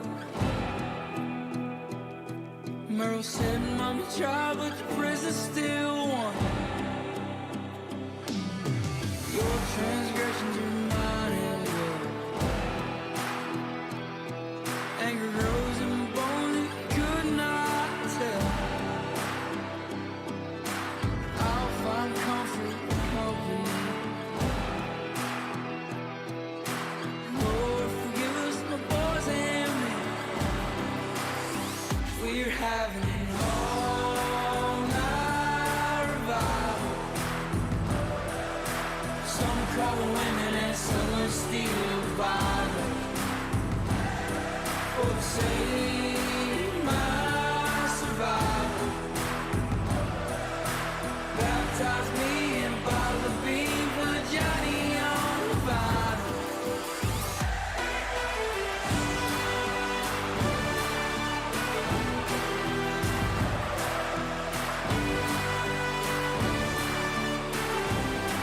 Back here for the top of the 4th inning. Of course, you see the notable lost arms and the notable arm additions, of course, with Miles Clack, a Victoria General from 2 years ago, and Braylon Owens, last year's TCL Pitcher of the Year across the league.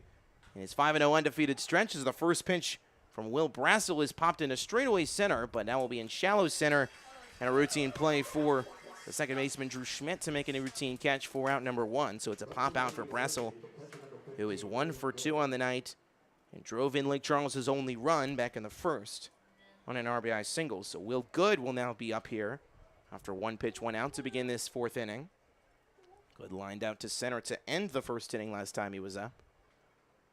And as we mentioned, has done a Great job so far behind the dish with all of the pitching chaos he has had to deal with on the mound. So that one's outside for ball one from Jonathan Valdez, who's back on the dish, or back on the mound. No one in the Generals bullpen as of right now, so Valdez looks to still be in control of this game.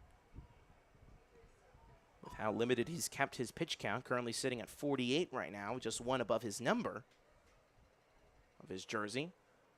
Valdez coming off of a struggling season at Houston Christian, but this summer has been all over the place, as his ERA came into tonight at 5.42, as it's now a 2-1 count. Came into tonight at 5.42. Obviously was the opening day starter for Victoria back on May 30th.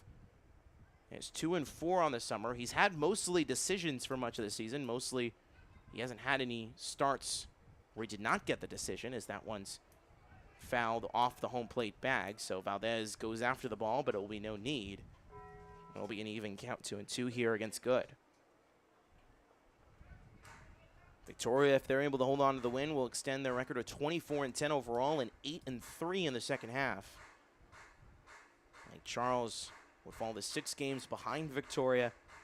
And more importantly, if Baton Rouge is able to possibly pull off a win tonight, it would only make the difference for the Louisiana Division lead 1 game between the two sides. As that is a called strike 3 from Valdez. And Valdez continues to add to his strikeout number. It's his 5th of the night. And an out number 2 here in the 4th inning. Valdez clicking on all cylinders, allowing just 2 base runners on the mound. And now Carson Hepworth, the designated hitter, comes to the dish with 2 away. We never really got to discuss Hepworth when he was on the mound because he swung at the first pitch. First pitch, Hepworth sees as a swing and a miss for strike 1 on the breaking ball. Hepworth, a redshirt freshman, 6'1", 205, from Gulf Breeze, Florida, just across the Pensacola Bay from Pensacola, was originally a part of Pensacola College with the Pirates, as that one's grounded foul 0-2. Now is with the UL Raging Cajuns. His first 2 years, though, at Pensacola College, stellar. 49 games, batted .245, with 35 hits, 30 runs, 6 doubles, a home run, 24 runs driven in. Last spring at Pensacola, .360 the batting average, 6 more hits, 2 more RBIs, and an on-base percentage at .441 and a slugging at .553. Corville remains down, or not Corville, sorry, Hepworth remains down the count 1-2 to Valdez. 1-2 is low below the zone, 2-2. So far this summer, Hepworth in 10 games, batting .182, 6 for 33. 5 runs scored, an RBI, 9 walks, 9 strikeouts, and 8 stolen bags. This is his first game of the month of July, is Hepworth. 2-2 is on the inside half and low. Payoff pitch awaits. The Florida native, one of the few Floridians in this TCL this summer, looking to represent the state well as he now transfers to UL Raging Cajun Nation next season, as that's a swing and a miss for strike 3. 6 punch outs for Jonathan Valdez. He's sipping the drink as he walks off the mound. And the Houston Christian Husky doing dirty here on this Sunday night as we go bottom 4. Generals in full control, up 8-1 against Lake Charles.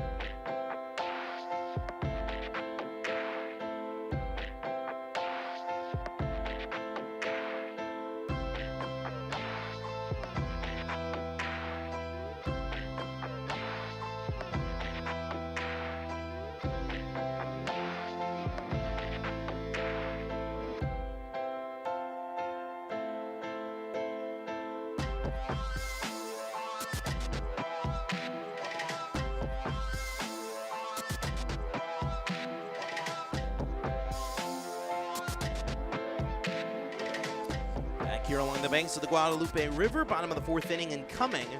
A Victoria leading 8-1 here against Lake Charles. After a 13-5 blowout win a night ago, they now lead by 7 once again and have now a 4th consecutive ball game where they have scored at least 8 runs or more. Scoring 9 on Thursday, 7 on Friday, 13 last night, and now 8 already tonight. That one is low and outside for ball 1 to Drew Schmidt, who led off the bottom of the 3rd inning with a single and then came around to score. Also stealing third base did Schmidt. 1-0's grounded over to the right side. Should be a routine play for the shortstop Owen Galt, and he routinely makes it for out number 1. Interesting development across the league when it comes to scores. 1-0 Acadiana now in front in the bottom of the 6th on the road in Baton Rouge.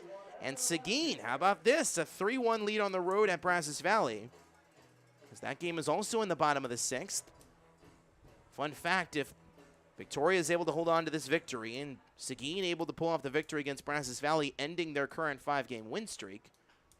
That one's grounded up the middle by Evan S. Laxon. Routine play again for Owen Galt on the run, and that's 2 quick groundouts to short to begin this 4th inning. But as I was mentioning, if Seguin can hold on to beat Brazos Valley and end their 5-game hitting streak, and if Victoria can hold on to the win tonight, the Generals would be 6 games ahead. 6 games ahead of every other team in the TCL record-wise on an overall standpoint.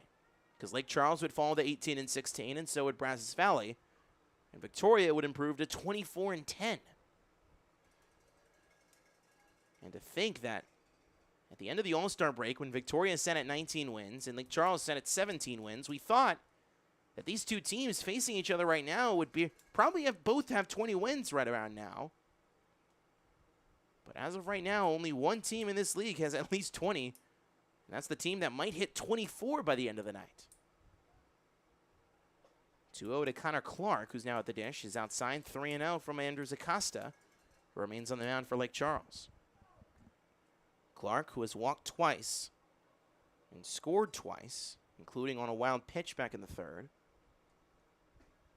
Outside corner, strike 1 to the UT Tyler Patria.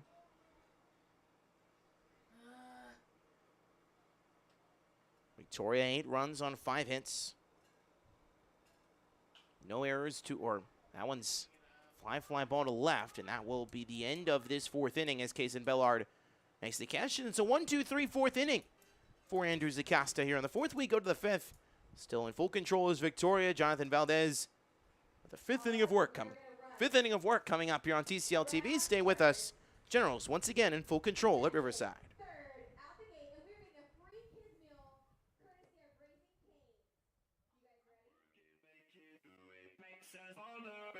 Faster, stronger, work it harder, make it better, do it faster, makes us stronger, more than ever, hour after hour, work is never over, work it harder, make it better, do it faster, makes us stronger, more than ever, hour after hour, work is never over, work it harder, make it better, do it faster, makes us stronger, more than ever, hour after hour, work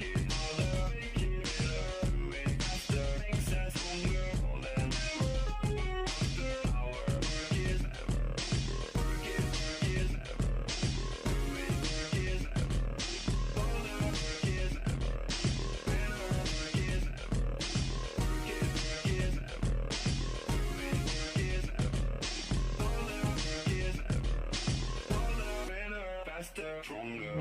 harder.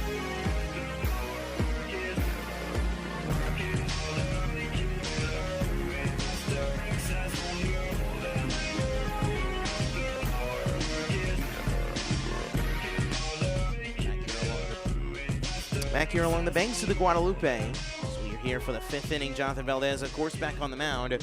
8 runs, 5 hits, no errors, and 7 runners left on for Victoria. For Lake Charles, 1 run on 2 hits, no errors, and 3 runners left on. As Jonathan Valdez is only allowed 2 base runners in his 3 2/3 innings of relief. After supporting his opener, Ruben Gonzalez, making his Generals debut tonight from UTRGV, only able to throw a third of an inning and gave up Lake Charles' only run on an RBI single by Will Brassel, which Jonathan Valdez was on the mound for. 8-9-1 is due up for Lake Charles here in the 5th. Landon Hunt leads things off, who's 0 for 1 with a ground out to the third base side. 0-1 from Valdez is fouled down the right field line. That will stay in the park, and it's 0-2.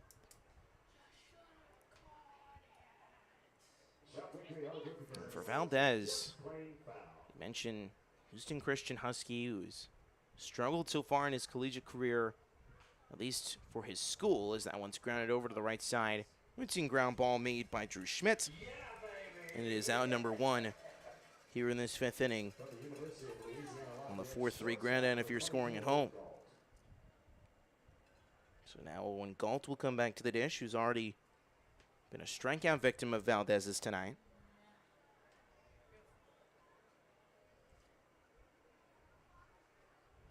Valdez already with 6 punch-outs through this now 4 innings of relief work, as that one's upstairs for ball 1. Go back to the season numbers so far for John.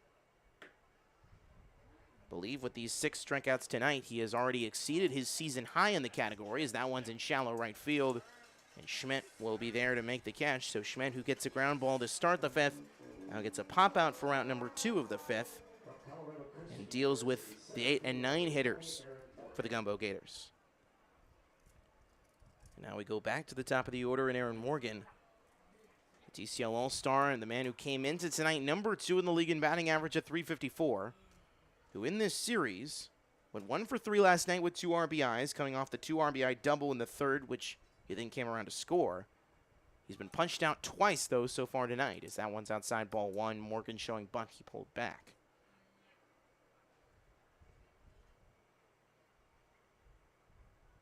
Taking his time now is the Colorado Christian native. Colorado Christian player, a native of Parker, Colorado, is Morgan, as that one's low 2-0. Interesting notes about Morgan. He currently holds the school record at Colorado Christian when it comes to deadlift, 690 pounds. He deadlifted back in November of 2023. Broke a record that was 100 pounds heavy, or 100 pounds lighter. 590 was the previous record, and then he broke that record just after his sophomore season at Colorado Christian. Some family ties is the son of Glenn and Angie Morgan. His father ran track in college and was an Olympian. 3-0 is upstairs, called strike 1. Morgan says that following his collegiate career, he wants to become a fitness trainer and influencer. The 3-1. Grounded over to the right side, which should be a routine play for Anthony Avalos. Long lobbing throw, and it's there in time. And Jonathan Valdez hyped once again. Another 1-2-3 inning here in the 5th. He's allowed just 2 base runners in 4 2/3 innings of relief. And a pseudo start for Valdez, the Houston Christian Husky. We're halfway home. We go bottom 5. Generals remain in full control here at Riverside.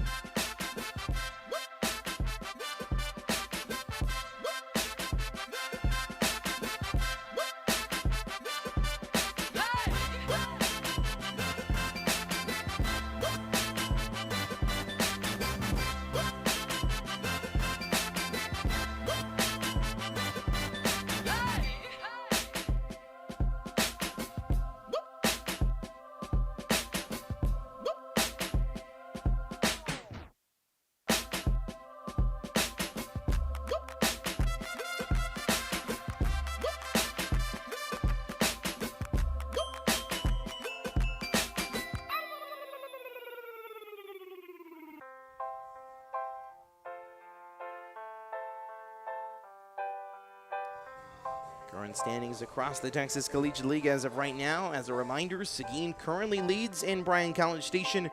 And if Victoria is able to hold on, that means they will be 6 games ahead of the rest of the pack. As you see on your screen, if they will improve to 24-10, and if Brazos Valley could fall to 18-16 with their winning streak currently sitting at 5, possibly coming to an end tonight. If Seguin can hold on, go bottom 5, top of the order leads things off.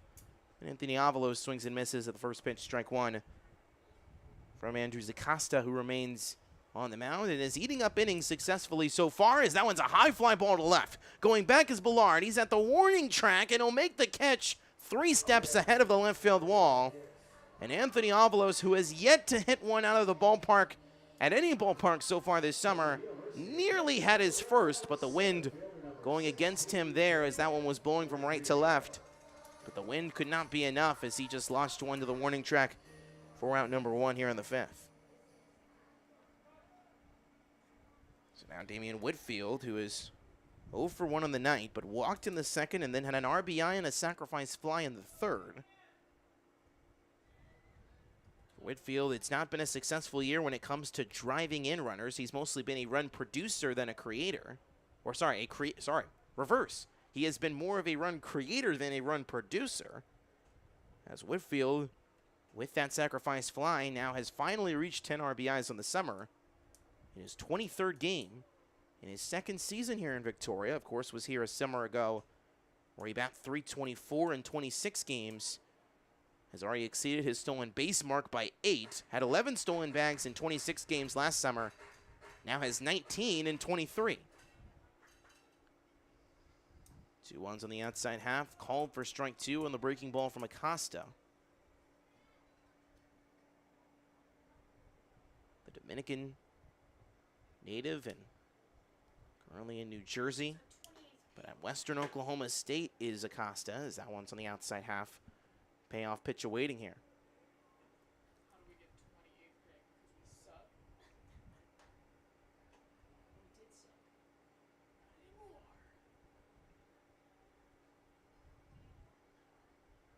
Payoff to Whitfield is fouled into the ground, and another payoff pitch will wait for Damian.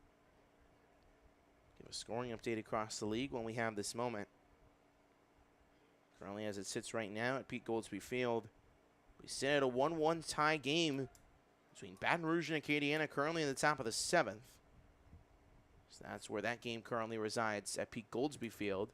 So that one's low for ball 4. Whitfield will now walk 90 feet. Second time he's been given a free pass, which will be both times he has reached base tonight, has Whitfield. And currently it is still a 3-1 lead for Seguin in Brazos Valley on the road as they look to end Brazos Valley's 5-game winning streak, as it is 1 out currently in the bottom of the 7th in that contest, with Seguin still up 3-1. So this certainly is the only game right now across the league where the score line is a major gap, or a blowout, you would say, as that one's low for ball 1 to Cameron Nickens. Nickens has reached base all 3 times, has walked twice, has scored, and then had the 2 RBI single in the 2nd that made it a then 4-1 lead for Victoria. Felt like a long time ago already, as that one's on the outside corner, strike 1 for Nickens. 12 RBIs in the month of July alone for Cameron. What has been a great month of July for him. If we had a second half TCL Player of the Year, or a TCL Player of the second half, Cameron Nickens is certainly in the running for that award, if there even was one, as that one is low, and it will be a 2-1 count here. As scoreboard says 2-2, but it is in fact 2-1, the count here for Nickens, as he fouls this one back, and now it is 2-2.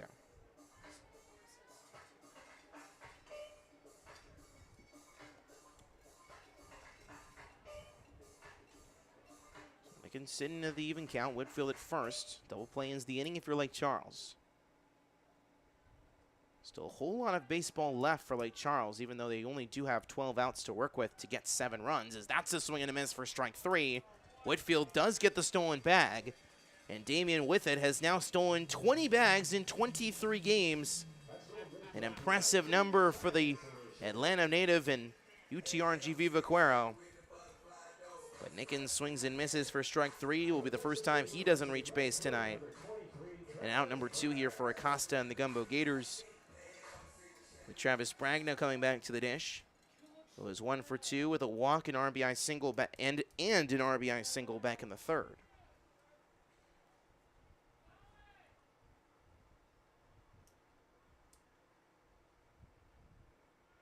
Running on the first pitch to Bragg. It's called strike 1, and it's another stolen bag for DeWitt. Number 21. He's now catching up to his teammate Anthony Avalos, who leads the league with 26.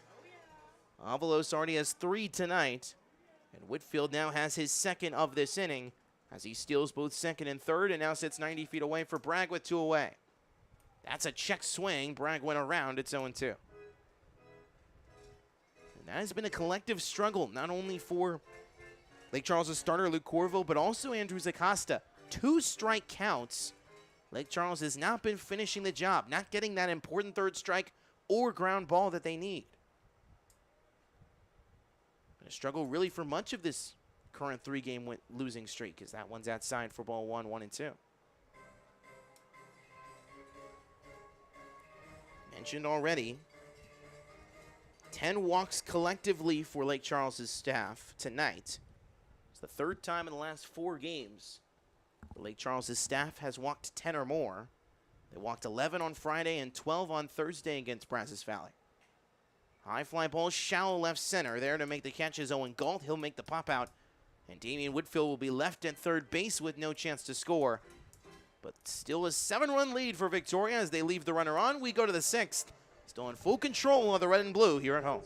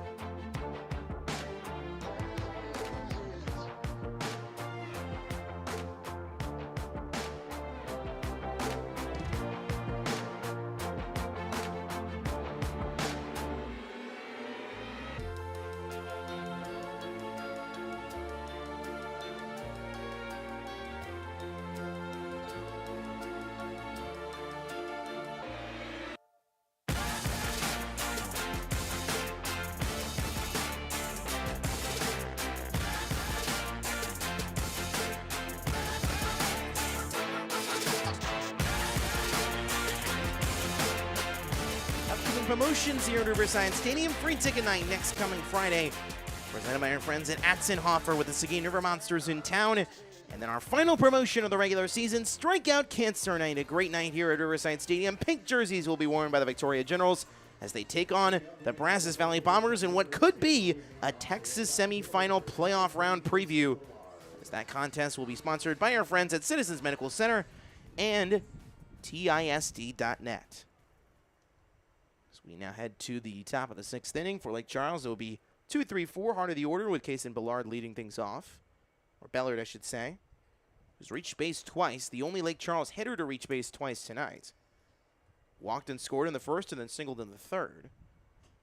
He's now ahead in the count 1-0 here to Jonathan Valdez, who remains in this game. As that one's grounded just foul. And really an impressive catch, barehanded by Barry Emanuel, the 3rd base and pitching coach for Lake Charles.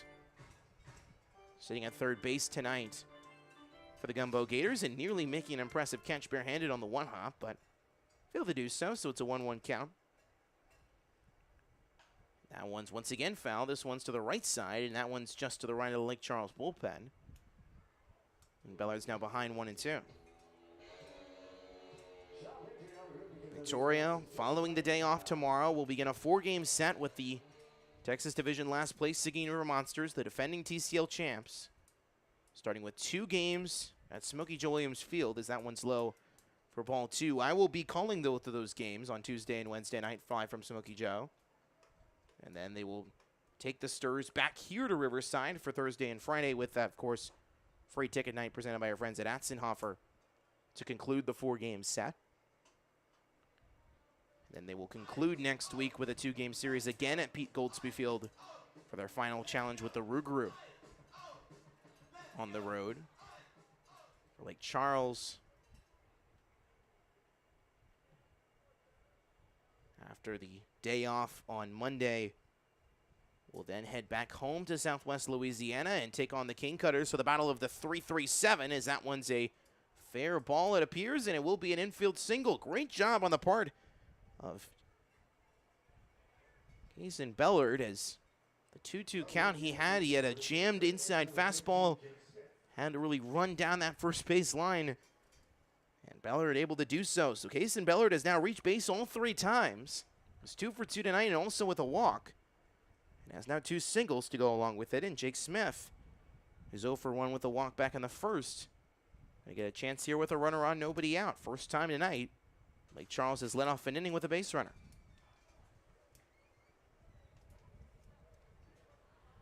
Smith behind in the count, or Smith ahead in the count, 1-0.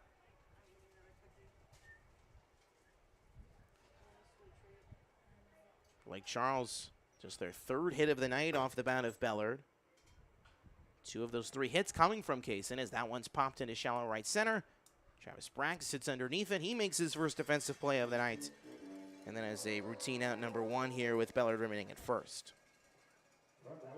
And Evan Jobert now comes back to the dish. Jobert 0 for 2 on the night with a called strike 3 in the first and a ground out to short in the third.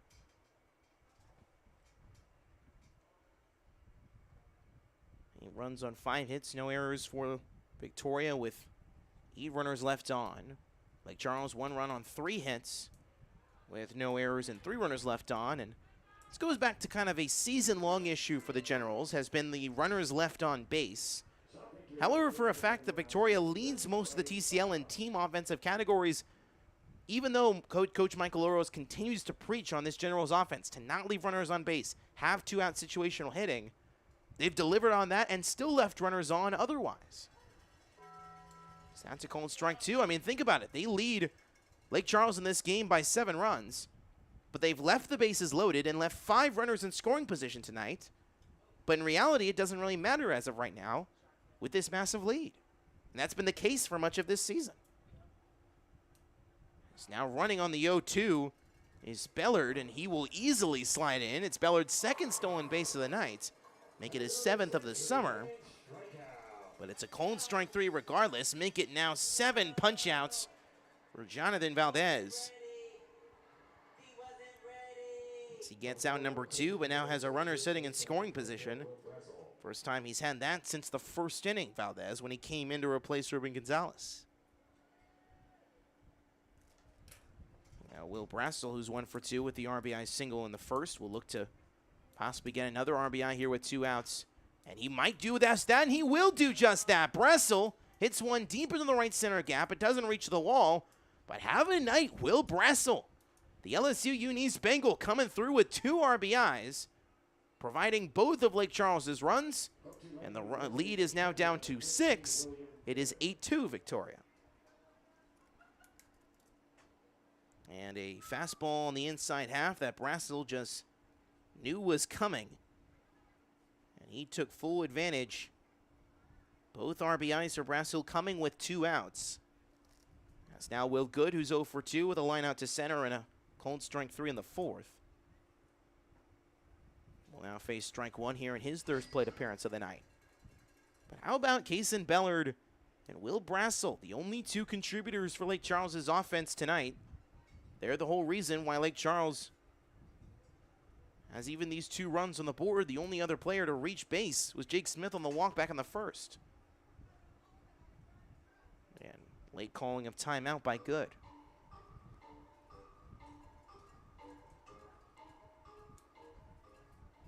So Lake Charles finally gets back on the board for the first time since the first. And once again, it's off the bat of Will Brassel, as that one is fouled off the bat. Sitting at second base is Brassel, it's foul. Or actually, no, I don't believe it's a foul ball, actually. Because if it was a foul ball, Brassel wouldn't be sitting at second base. So this count might actually be, in fact, 2-0. And it is. So it actually, yeah, it is 2-0. The count is 2-0 now. As that is why Brassel sits at second base. So technically it's a passed ball that advances Brassel from first to second. That now has him in scoring position. And that one's now foul. 2-1 is the count. Scoreboard says 0-2. So not sure why that's the case, but it is in fact 2-1.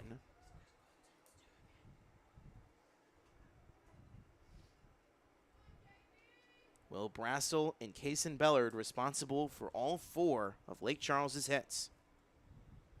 Will Good looking to drive in another run, make it a 5-run game. 2-1's fouled back, and it's now even 2-2.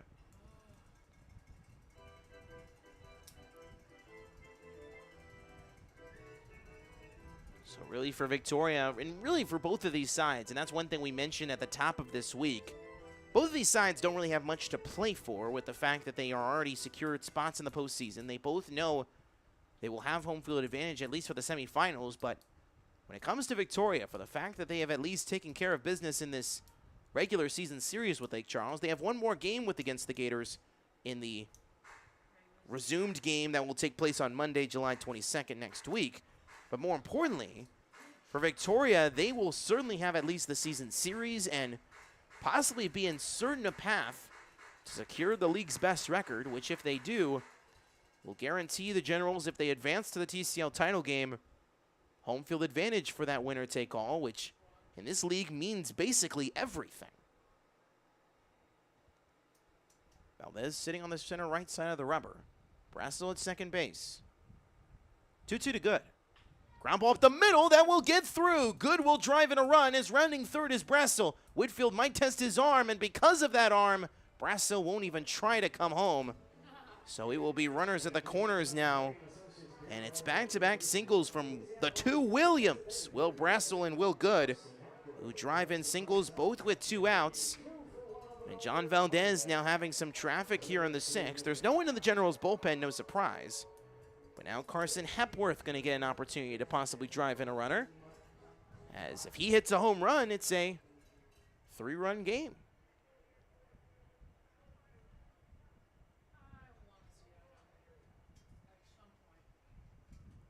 Valdez on the right side of the rubber. First pitch to Hepworth.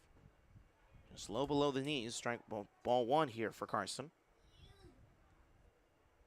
Came into tonight 6 for 33 on the summer in 10 games. This is his first game of the month of July. Hepworth 0 for 2 with a ground out to short and a strikeout. 1 out.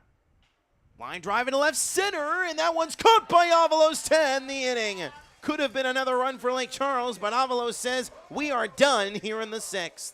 Valdez getting much needed support from his defense. We go bottom 6. Gumbeaux Gators out on 1, but the lead still remains full in Victoria's control, up 6. We go bottom 6.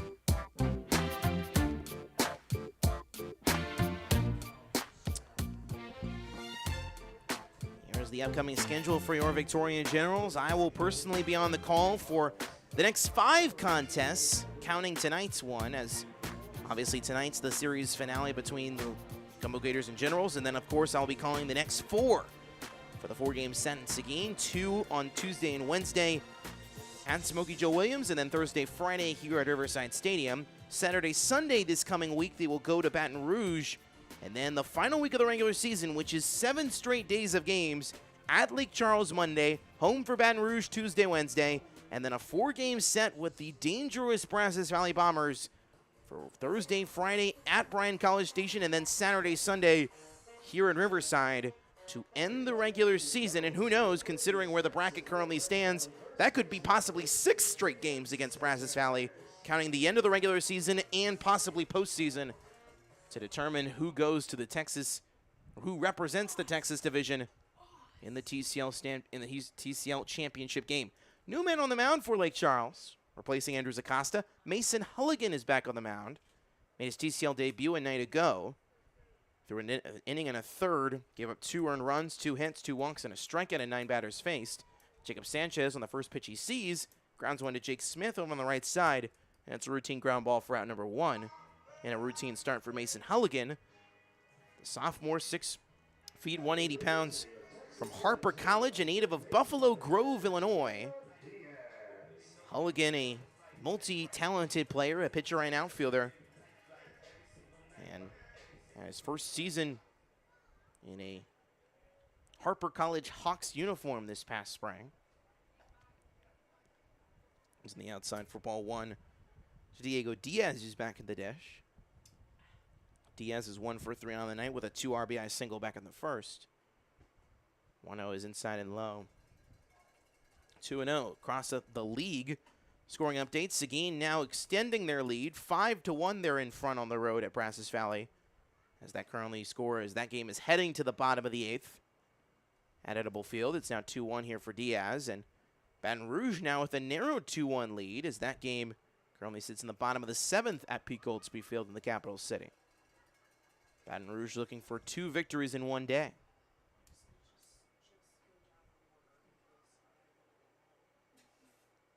3-1 this count for Diaz. He'll ground this one just foul, and the full count pitch awaits. Crowd very much still on hand, and so are the Dogs. It is Bark at the Park night, if you do not know. Sponsored by our good friends at Northside Ranch Pet and Garden Center.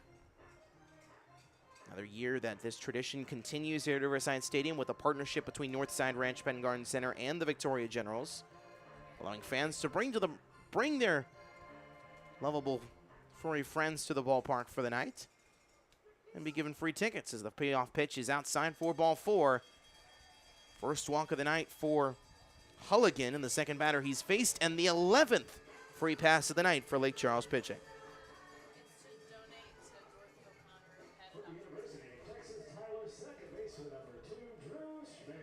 Drew Schmidt will now come back to the dish, who is 1 for 2. He's reached base twice.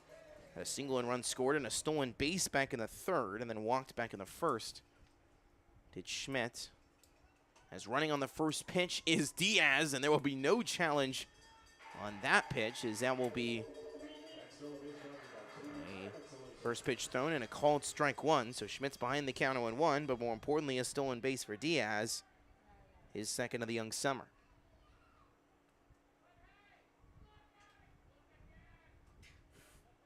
Oh, to Schmidt. Fouled off the end of the screen and going to the parking lot. And even count 0-2, or behind in the count now, still 0-2.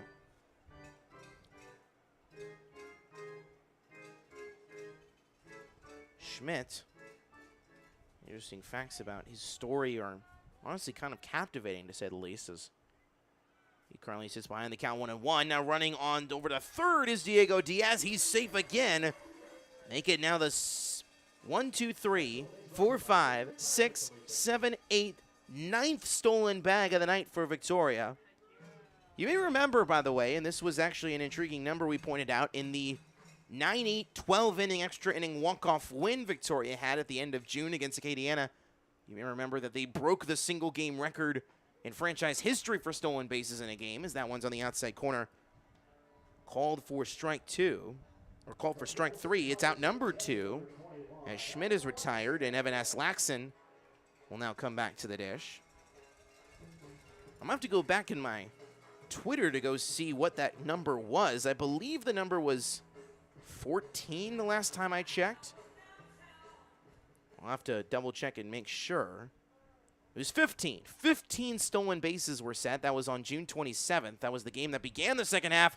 That's a wild pitch, and that will bring home another run. It is now 9-2. As scoring on the wild pitch is Diaz, and the 7-run lead is back.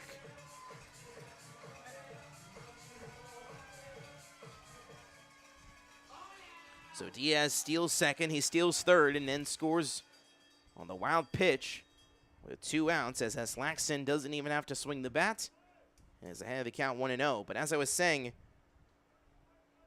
Victoria possibly on their way to maybe even tying that record. They had 15 stolen bags. Remember, it was a 12-inning ball game that lasted 4.5 hours, so this possibly will be a much shorter ball game in comparison to that. But Victoria at least on pace for that, as they could have possibly their second game of the year with 10 or more stolen bases. They're 1 away from that already.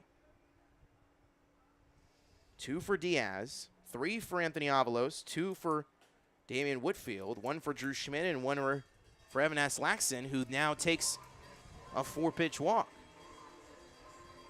Or actually, I believe, was he hit by the pitch, actually? He might have been hit by the pitch. I wasn't even looking on that.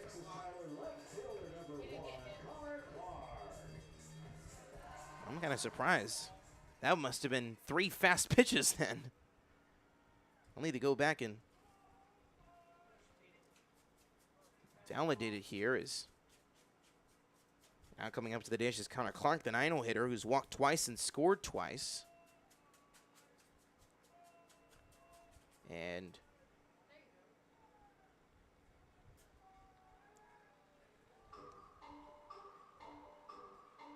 looks like our point streak calculator is just behind where we are right now. The scoreline still says 8-2. It's in fact 9-2.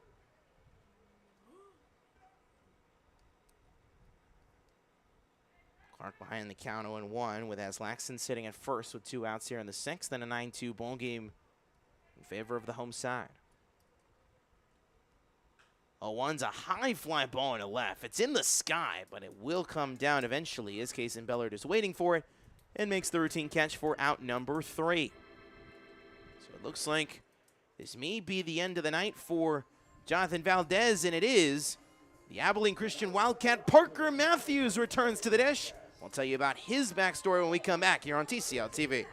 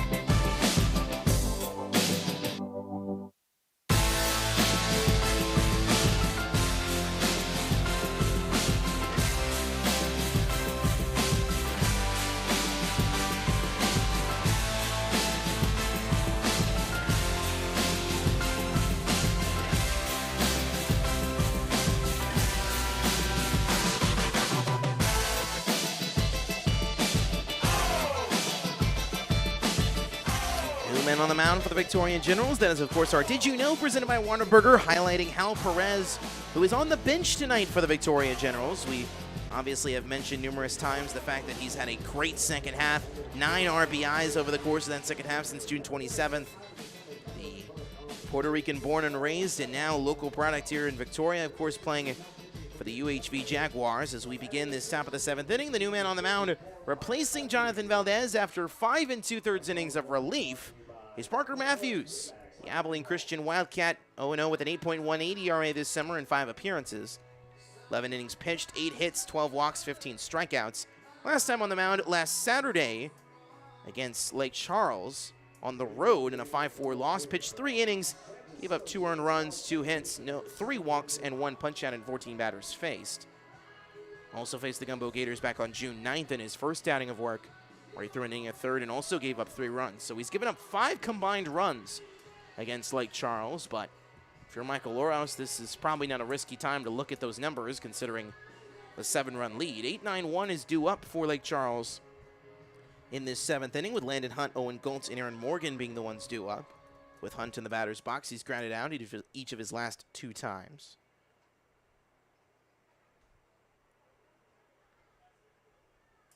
First pitch here from Matthews on this Sunday night is on the outside corner for strike 1. Matthews' backstory, quite unique to say the least, as we've talked about it once or twice, but it's been a while since he's been on the mound, so we'll reiterate it for you as that one's low. 1-1 here from Parker to Hunt.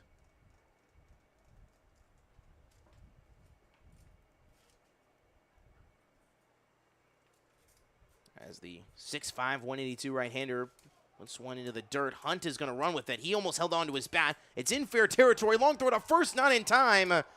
Diego Diaz thought he had possibly Landon Hunt on a beat, but the speedy Hunt able to make the play and able to outrun the dynamic throw from Diaz, and it's an infield single to lead off this bottom of the 7th, or lead off this top of the 7th.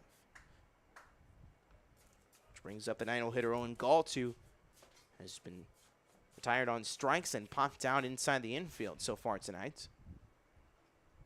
That infield hit being the 5th hit of the night for Lake Charles, matching the hit total of Victoria, even with their 9 runs on the board. And the 2 runs on the board for Lake Charles, as that one's low and away for ball 1. Great stop on the part of S. Laxon behind the dish.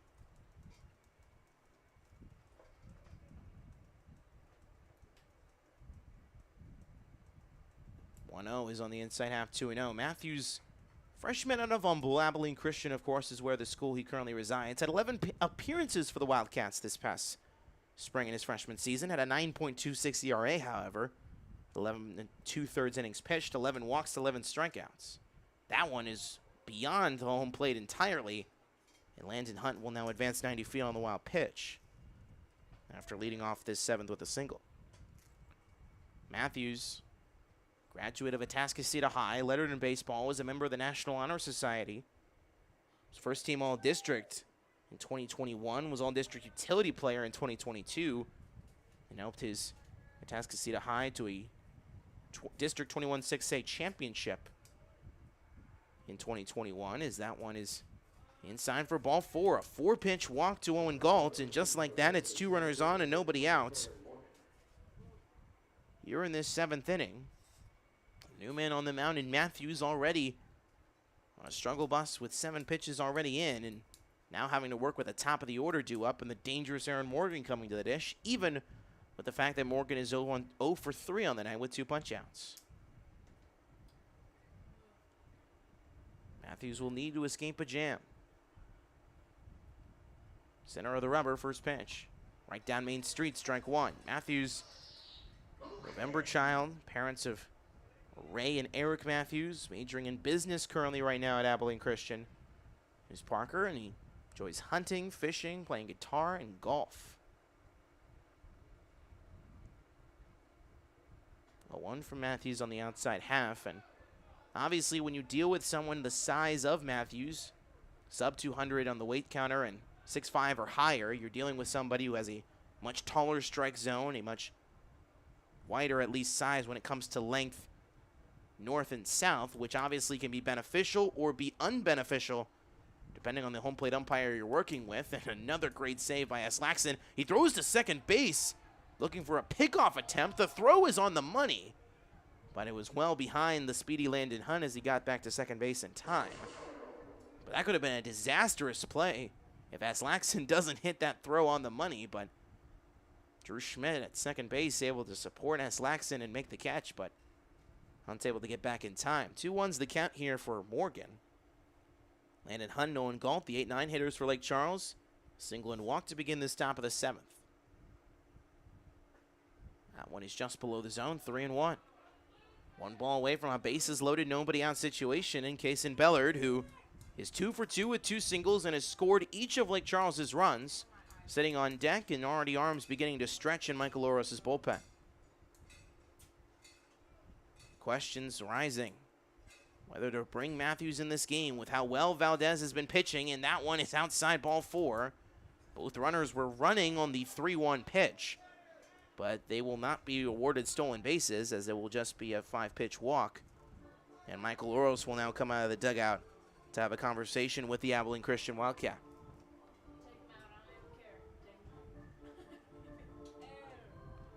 Bellard currently waiting what necessarily to do, and obviously for Lake Charles, obviously a grand slam makes it a 2-run game, regardless of the fact how rare that could possibly be. But considering the fact that Lake Charles has proven for much of this season that they have come back in so many situations, they have the most comeback victories in the league, with 7 of their 18 victories being ones they were trailing going into the 7th inning or later. It's proven the amount of ferocity that Lake Charles has had for much of this summer, and the amount of girth and the amount of momentum and the chemistry that they've built even with their new signings. But in the second half, it hasn't been that way. Only 1 comeback victory of their 4, and obviously they were 4-6 in the second half coming into tonight. But now down by 7 here in the 7th. Parker Matthews, who comes in to replace Jonathan Valdez, has dealt with a single and back-to-back free passes, and has a bases-loaded situation with nobody out for the dangerous Kason Bellard. First pitch is a high fly ball to left. Going back is Clark. He's near the track. He makes the catch. 2 steps in front of the wall. It's a sacrifice fly. Hunt will come in to score. Throw over to third is caught by Diego Diaz, but both 3 runners will advance. Hunt will score. Galt will advance to third. Morgan to second. It's a sacrifice fly for Kason Bellard. His great Sunday night, even with the blowout currently right now, continues. But he drives in his first run of the night. It's 9-3. What could have been a disastrous situation as that ball was flying out in a hurry. But that is a big out number 1 if you're Matthews. The double play is not in order with runners sitting in second and third. The first pitch for Jake Smith is another one low and outside. Evan S. Laxon basically having to do the splits on nearly every other pitch. So as I mentioned, Hunt, if you're scoring, came around to score. Owen Galt now sits at third. Morgan now sits at second. 1-0 to Smith is outside again, 2-0. The dangerous Evan Jobert sits on deck, and don't forget, Will Brassel, who drove in the first 2 runs for Lake Charles, currently sits in the hole. Don't want to get to Brassel if you're Matthews. Right-hander currently warming in the General's pen. Outside half, and the home plate umpire, Andrew Pena, says no, no, no. It is 3-0 the count now for Smith. Smith walked back in the first, but has since struck out and fly down in the 3rd and 6th, respectively. Lake Charles scoring 2 runs in each of the last 2 innings. Trying to climb back into a game where they have been behind by a large margin for the most part. That's on the outside corner, strike 1. Matthews, the Abilene Christian Wildcat, who only threw 11 2/3 innings and 11 appearances. Trying to come through in a big form. Has an 8.18 ERA coming into tonight. Fouled off the end of the bat, and a full count pitch awaits for Smith. Matthews battling back in the count.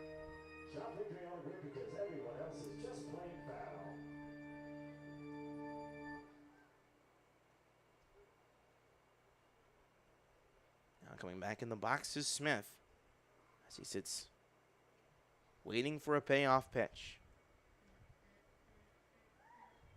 3-2.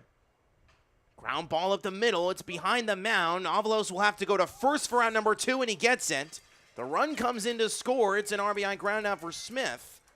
And Smith collects an RBI ground out for the 2nd consecutive night. It is now 9-4. Still a 5-run lead for Victoria, but now A 5th run for Lake Charles currently sits on third base 90 feet away in the form of Aaron Morgan. But now Landon Hudno and Galtz, who led off this inning with a single and walk, have now both come around to score. First multi-run inning of the night for the Gumbeaux Gators. And Evan Jobert now sits at the dish. First pitch is inside, breaking ball low for ball 1. Conservative play taken on the part of Avalos, and probably the smart one to take. Don't want to have a risk of throwing home and possibly missing the plate entirely, as that's a swing and a miss for strike 1, 1-1. 2 outs now here in the 7th. Matthews looking to hopefully get out of the inning. The bullpen has at least stopped working for now, with the hope that Parker can get out of this jam. He's allowed 2 runs, looking for no more. 1-1 is low. It gets away. Run comes home to score, and Morgan will come home with ease. It's 9-5. Lake Charles continuing to chip away at the lead, as they have now scored 4 of the last 5. Evan Jobert now works with nobody on base, and all 3 runners who reached base in this inning have now all come around. Matthews looking to shut the door still. Fouled back, 2-1 the count. 2-2, I should say. 2-2 the even count. Matthews a strike away. 3rd run scored tonight on a wild pitch. The first 2 were Victoria runs, and the first time Lake Charles has benefited off a wild pitch in a run scoring tonight. Lake Charles with more hits than Victoria. 5 runs on 6 hits. No errors, leaving 5 runners on so far. Victoria, 9 runs on 5 hits, no errors, and have left 9 runners on. That's a swing and a miss for strike 3. Matthews retires the side, but he allows 3 runs to come across to score. It is a 4-run game. We go bottom 7. We stretch here at Riverside Stadium. Victoria still with a decent lead for now. We'll look for more insurance when we come back.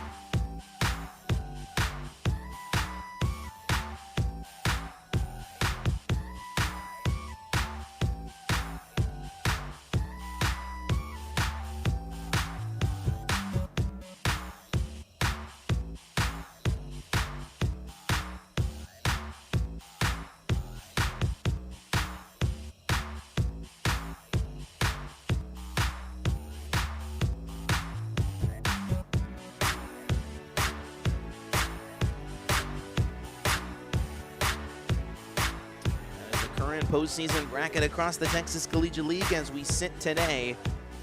As we now transition to this bottom of the 7th inning. Victoria now in front 9-5. Lake Charles scoring 4 of the last 5 runs. This is where the bracket would sit as of right now. We'll give you a TCL scoring update across the league in just a moment, as we have had some significant scoring updates across the league. A new pitcher is on the mound right now for Lake Charles, Reagan Wildblinger. Back on the mound once again for the 2nd straight night. Wildblinger had an inning of relief last night with no runs, no hits, no walks, and a strikeout in just 9 pitches he threw, as he relieved the 8th inning last night. Will now be relieving the 7th inning tonight, following an inning of work from Mason Hulligan. In fairness, the positive news for Victoria, even with allowing 3 runs in the top of the half of this 7th inning, Top third of the order due up in the form of Anthony Avalos, who leads things off with a strike on the outside half, strike one. Avalos tonight has scored 3 times. Walked, was hit by a pitch for an RBI, had a single in the second, has also stolen 3 bags, and is tied now with Aaron Morgan for the TCL lead in stolen bags with 26.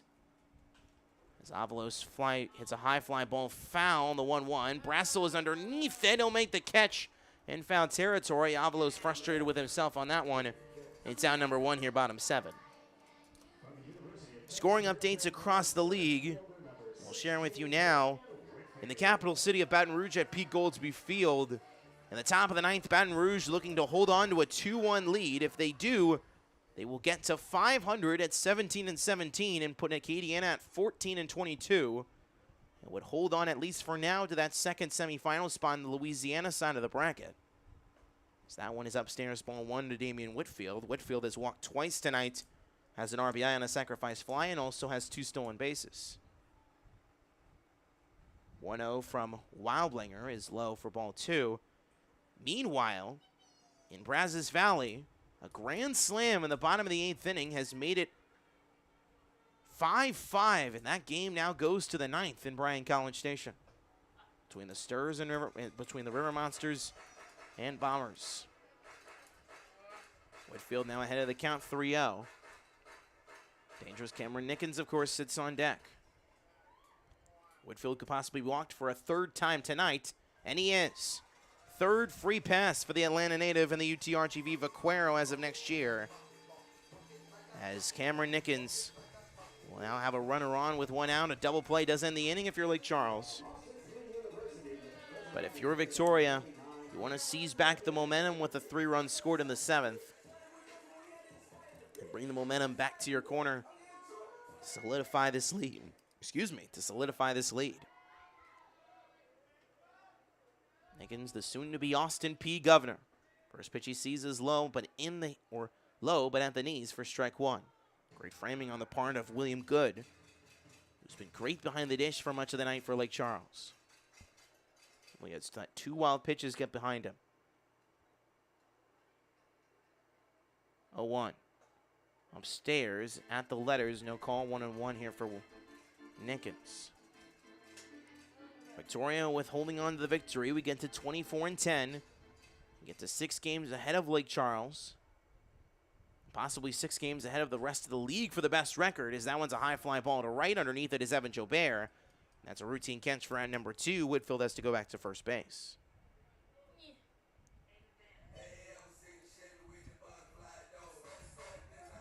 And now Travis Bragg will come back to the dish. Bragg already with an RBI tonight, coming on an RBI single back in the 3rd. That's his only hit, though, of the night, as he's 1 for 3. He did have a walk back in the 1st to reach all the way on 3rd base. Could not score. He's also grounded out and popped out so far tonight, has Bragg. Soon to be Texas State Bobcat, formerly at Vernon College, after a season where he hit over 400 at a school just south of the Red River, as that one is on the outside corner for strike 1 here for Bragg. Sanchez sits on deck, who's 0 for 4. Victoria looking for a 6th hit of the night. 0-1 from Wildlinger. That one is low, but gets between the legs of the backstop Will Good. 3rd wild pitch he's had to deal with tonight. And that advances Damian Whitfield 90 feet with ease. Now sitting in scoring position, the Atlanta native. Victoria, even with their 9 runs, has also left 9 runners on base. 3 in the 1st, 2 in the 2nd, 2 in the 3rd, 1 in the 5th, and 1 in the 6th. 1-1. Swing and a miss, strike 2. Great fastball from Wildlinger on the velocity. And a strike away from getting out of the jam is Lake Charles. A couple of arms standing around on the mound right now in the General's pen. We'll see if Parker Matthews comes back into this game. 1-2. Swing and a miss, strike 3. Wildlinger strands a runner in scoring position. And Lake Charles may have the momentum for now. We go to the 8th, still a 4-run lead. But Lake Charles still with work to do. Matthews coming back up for the 8th when we come back.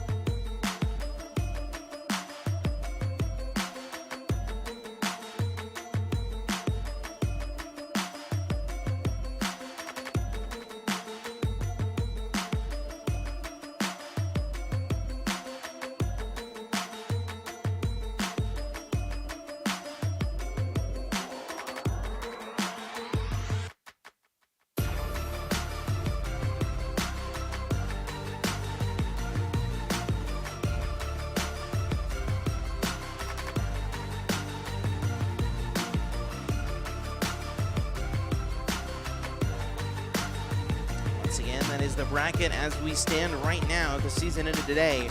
Brazos Valley versus Victoria, Baton Rouge versus Lake Charles. 4 teams with 2 spots in the TCL title game, with Seguin and Acadiana outside looking in. As we head to the top of the 8th inning, Parker Matthews back on the mound for a second inning of relief work. 9-5 is the scoreline. Victoria in front. But 4 of the last 5 runs in this ball game have come from the purple and yellow of the Gumbeaux Gators. And it'll be 5, 6, 7. Bottom part of this order for Rene Gallo's squad, with Will Brassel leading things off. Brassel 2 for 3 on the night with 2 RBIs, two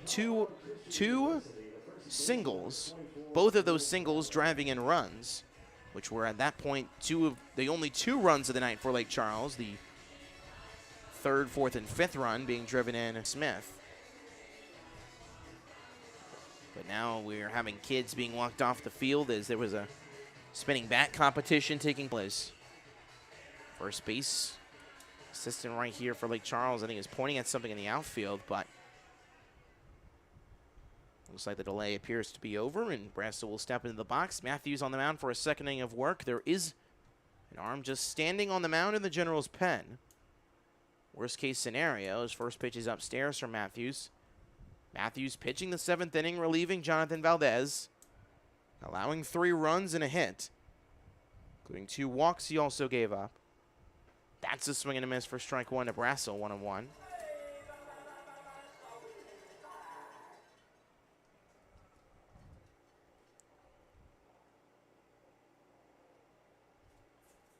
One to Brassel. Fouled back, probably right to me. If there was no netting, I would easily have caught that ball with no Savannah banana ball rule. If fan catches a ball on the fly, that's an out. As outside for ball 2, 2-2. Been watching a lot of banana ball recently, so I've been picking up on the rules as they've gone along. I've seen the Savannah Bananas in person. They are truly the Barnum and Bailey of baseball, to say the least. The Barnum and Bailey, Harlem Globetrotters, whatever you want to put in, whatever adjective you want to describe, that is what the Savannah Bananas are, and then some. Truly just a great thing for the sport of baseball as a whole to have an asset like that franchise, as that one is on the outside half, and a payoff pitch leads to a payoff walk, and Will Brassel will reach base for the 3rd time tonight in 4 plate appearances. And it's a leadoff base runner for Lake Charles here in the 8th.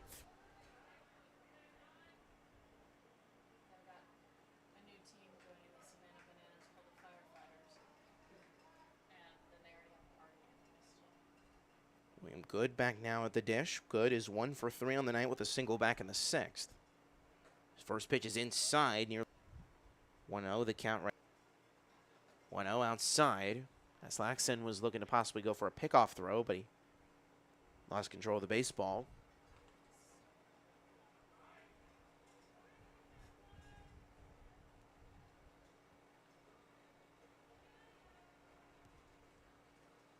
(2-0) just below the knees. Matthews now behind 3-0 and now starting to lose count of the strike zone. For Matthews, who already had 2 base on balls in the 7th, now could be at the risk of possibly back-to-back to begin the 8th. And that's exactly what will occur.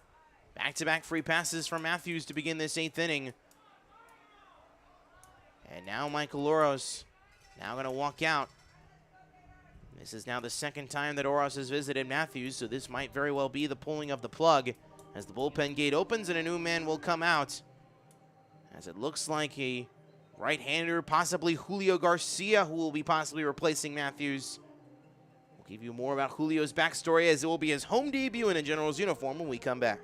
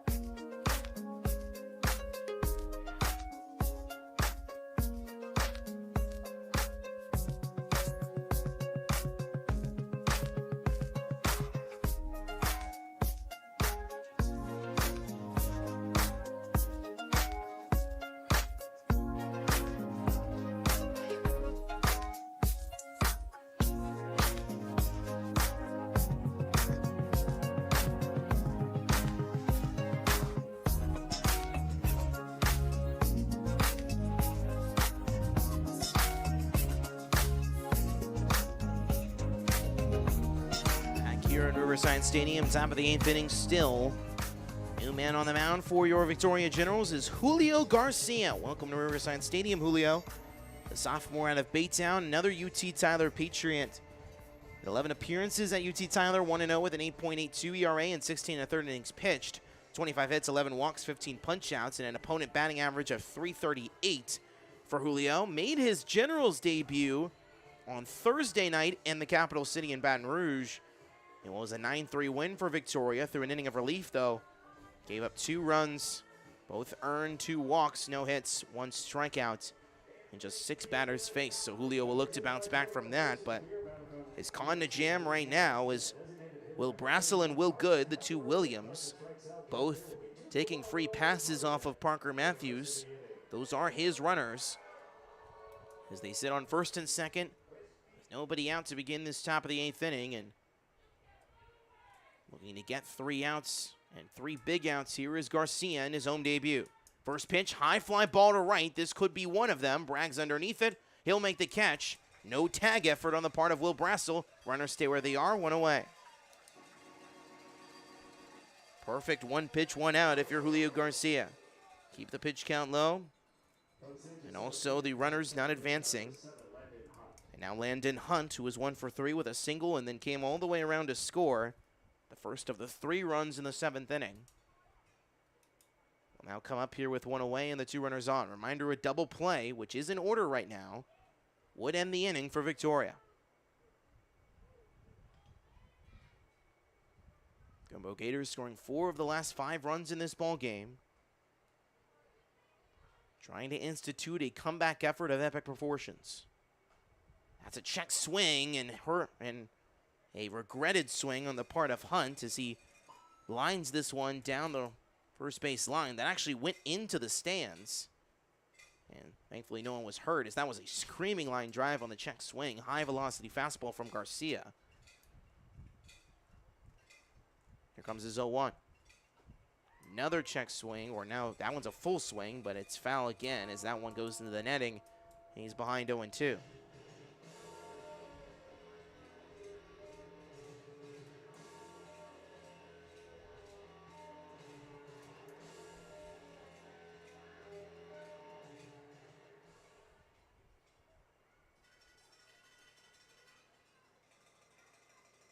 Garcia's 0-2.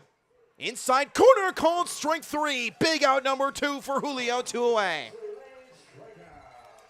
Julio puts out his 2nd strikeout in a General uniform in his first year at home. And a called strike 3 for a massive out number 2. 4 outs now to work with.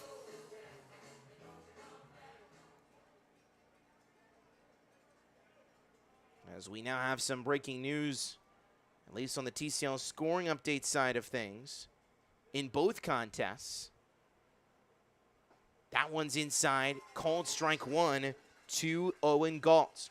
Brazos Valley walking off Seguin tonight by a final score of 6-5. They score 5 unanswered runs. We're down 5-1 going into the bottom of the 8th, and they score 4 in the 8th and 1 in the 9th to win it. That one's grounded up the middle, and a routine ground ball on the part of the second baseman, Drew Schmidt. And 3 huge outs collected by Julio Garcia in his home Generals debut. We go bottom 8. Sweet Caroline begins to play, and the 4-run lead for Victoria remains intact.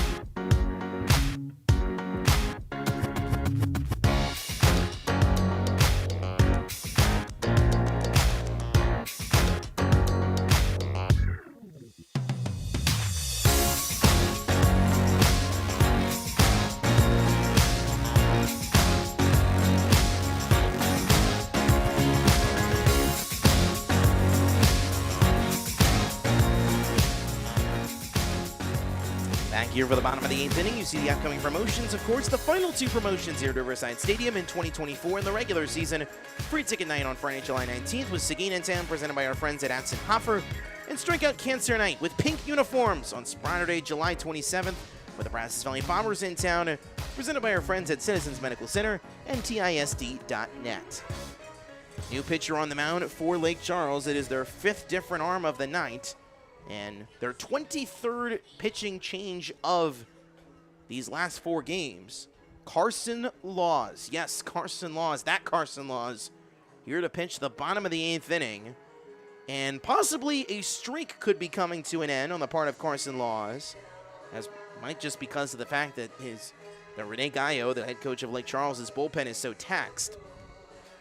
But Carson Laws, who has been the best closer in the TCL by far, 2-0 with a 0.58 ERA and 13 appearances.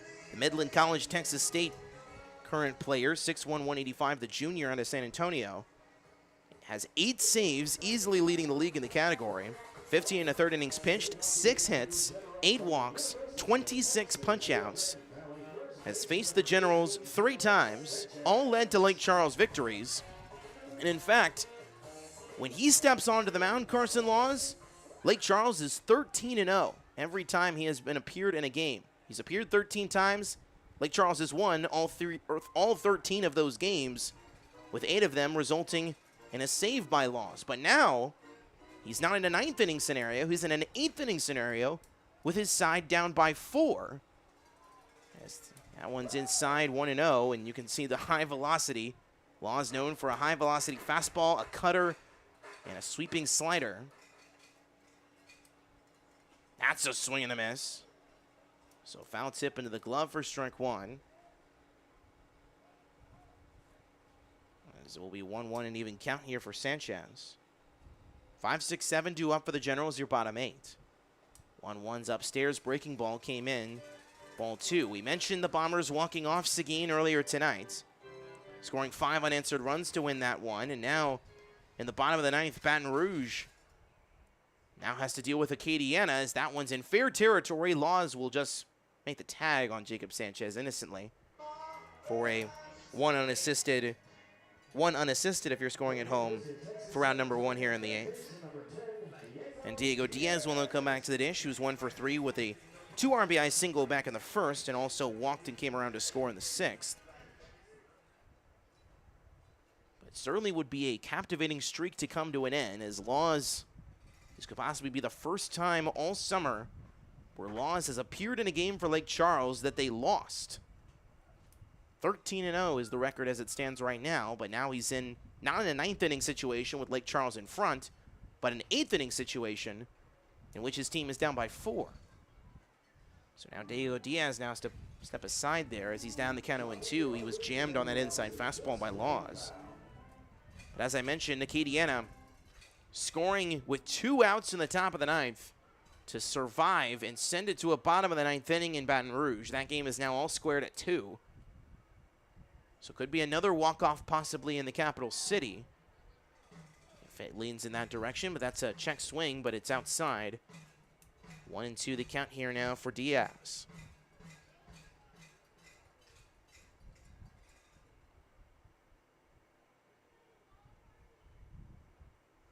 That's a swing and a miss for strike 3. Drop 3rd strike. Now having to apply the tag as Will Good. And Carson Laws again with another dominant inning with that ridiculous slider. I would think that slider has to be between 86, 88 velocity on the miles per hour counter. And we have the radar gun over here. I wish I could see the radar gun right about now with the numbers that Laws puts up on a regular basis. But it's a drop 3rd strike for Diego Diaz. Second time he's been retired on strikes tonight. And Drew Schmidt, who is 1 for 3 on the night with a single and run scored back in the 3rd, also has a stolen base and a walk. Now behind the count 0-1 with 2 outs. Inside 1-1. Top 3rd of the order for Lake Charles will be due up in the 9th. No one is in the Victoria bullpen, so Julio Garcia might be looking at a possible 6-out closing opportunity. 1-1's upstairs.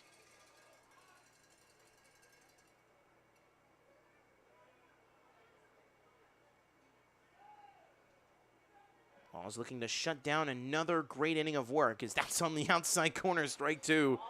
And that slider, I'm telling you, you see it on your screen, it goes from one side of the zone to the other in basically under a second. Ridiculous velocity on the part of Laws and the break ability. 2-2. Fastball below the zone. Laws was already walking off the mound, expecting strike three, but payoff pitch now awaits.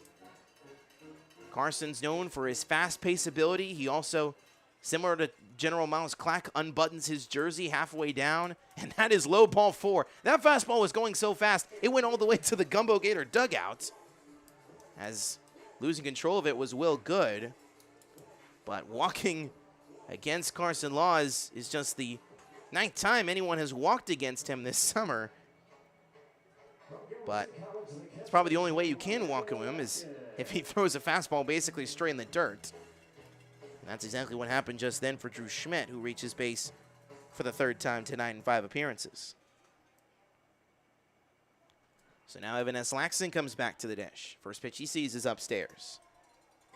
Aslaxon with a walk-in run scored, also with a stolen base, that all coming in the third. He also walked in the 6th. 1-0 to Evan. Running is Drew, and he will easily steal second base. No attempt. Second stolen bag of the night for Schmidt. And the second of the summer. His first 2 of the summer coming tonight.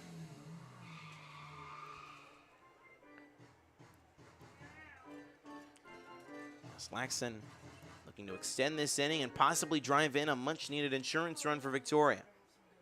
Make it a double-up 5-run lead. Swing and a miss, strike one. Electric velocity again from Laws. 2-1.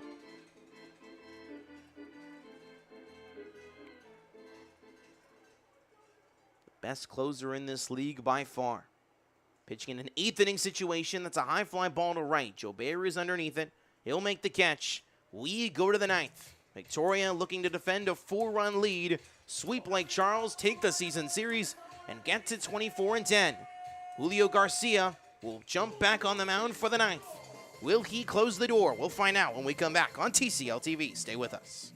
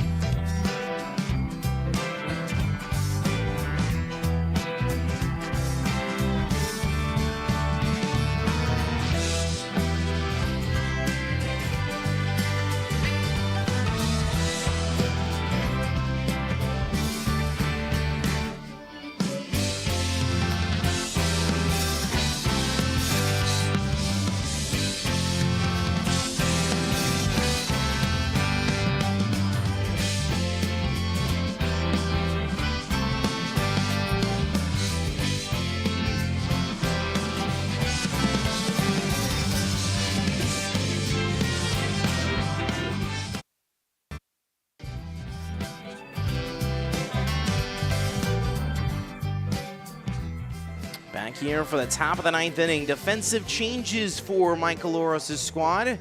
Riley Bender will be replacing Drew Schmidt over at the third base bag. Remaining at second base is Drew Schmidt. The outfield looks to be at least the same, or actually, no, it doesn't. Travis Bragg is now in, or actually, no, Connor Clark is still in left field. So actually, no, the outfield remains the same. Bragg in right, Whitfield in center, Clark in left. So the only defensive change is Riley Bender replacing, it appears to be, yeah, so Diego Diaz is out of this game. Drew Schmidt has moved from third base to second base, and Riley Bender now sits in at third. And it will be the top third of this order: Aaron Morgan, Kaysen Bellard, and Jake Smith to face Julio Garcia. looking to shut the door and collect the final 6 outs of this 4-run win. First pitch, high fly ball foul. We are going to extra innings in Baton Rouge. Acadiana and Baton Rouge tied at 2 after 9, so they will head to a 10th inning in the capital city. Already mentioned, if you're just joining us from the Bombers' walk-off win against Seguin, this is Max Cepeda from the Party Box here at Riverside Stadium. 0-1 is upstairs. Aaron Morgan's life flashing before his eyes, and it's an even count, 1-1.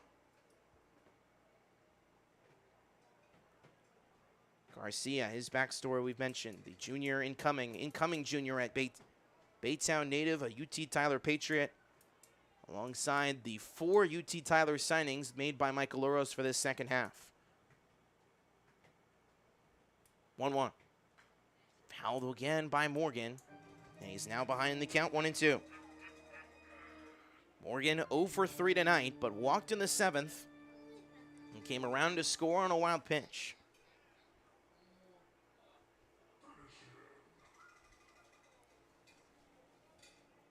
Victoria looking to live up to that sound effect across the stadium speakers and finish them. That one is low. 2-2, an even count here for Morgan. Man who came into tonight number 2 in the league in batting average at .354. Sitting right behind the Baton Rouge Rouge infielder Zab Ruddle.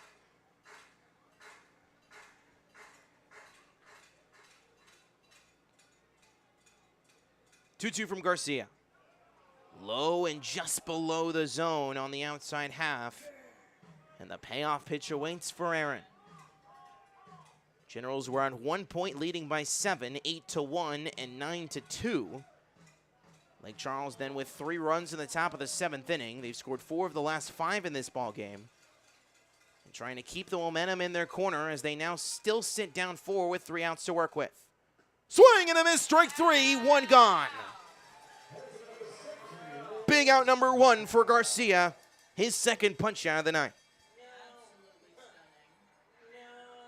And for Victoria pitching as a whole, it is strikeout number 11 for Generals pitching in total tonight. And now the dangerous Kyson Bellard, who's had a great night at the dish, now comes back here with 1 out in the 9th. First pitch at the Leonards, strike 1. Bellers walked with a stolen base and scored in the 1st, singled in the 3rd, singled at a stolen base and scored in the 6th, and then collected an RBI on a sacrifice fly on the 7th. So 2 for 2 effort, even with the 4 plate appearances, but has contributed offensively in all 4 of his ABs. 0-1. Swing and a miss, strike 2. Garcia. 2 huge fastballs and is ahead of the count here. Jake Smith sitting on deck. Generals 4 strikes away. 0-2. Fouled back. Staying alive as Bellard will do it again.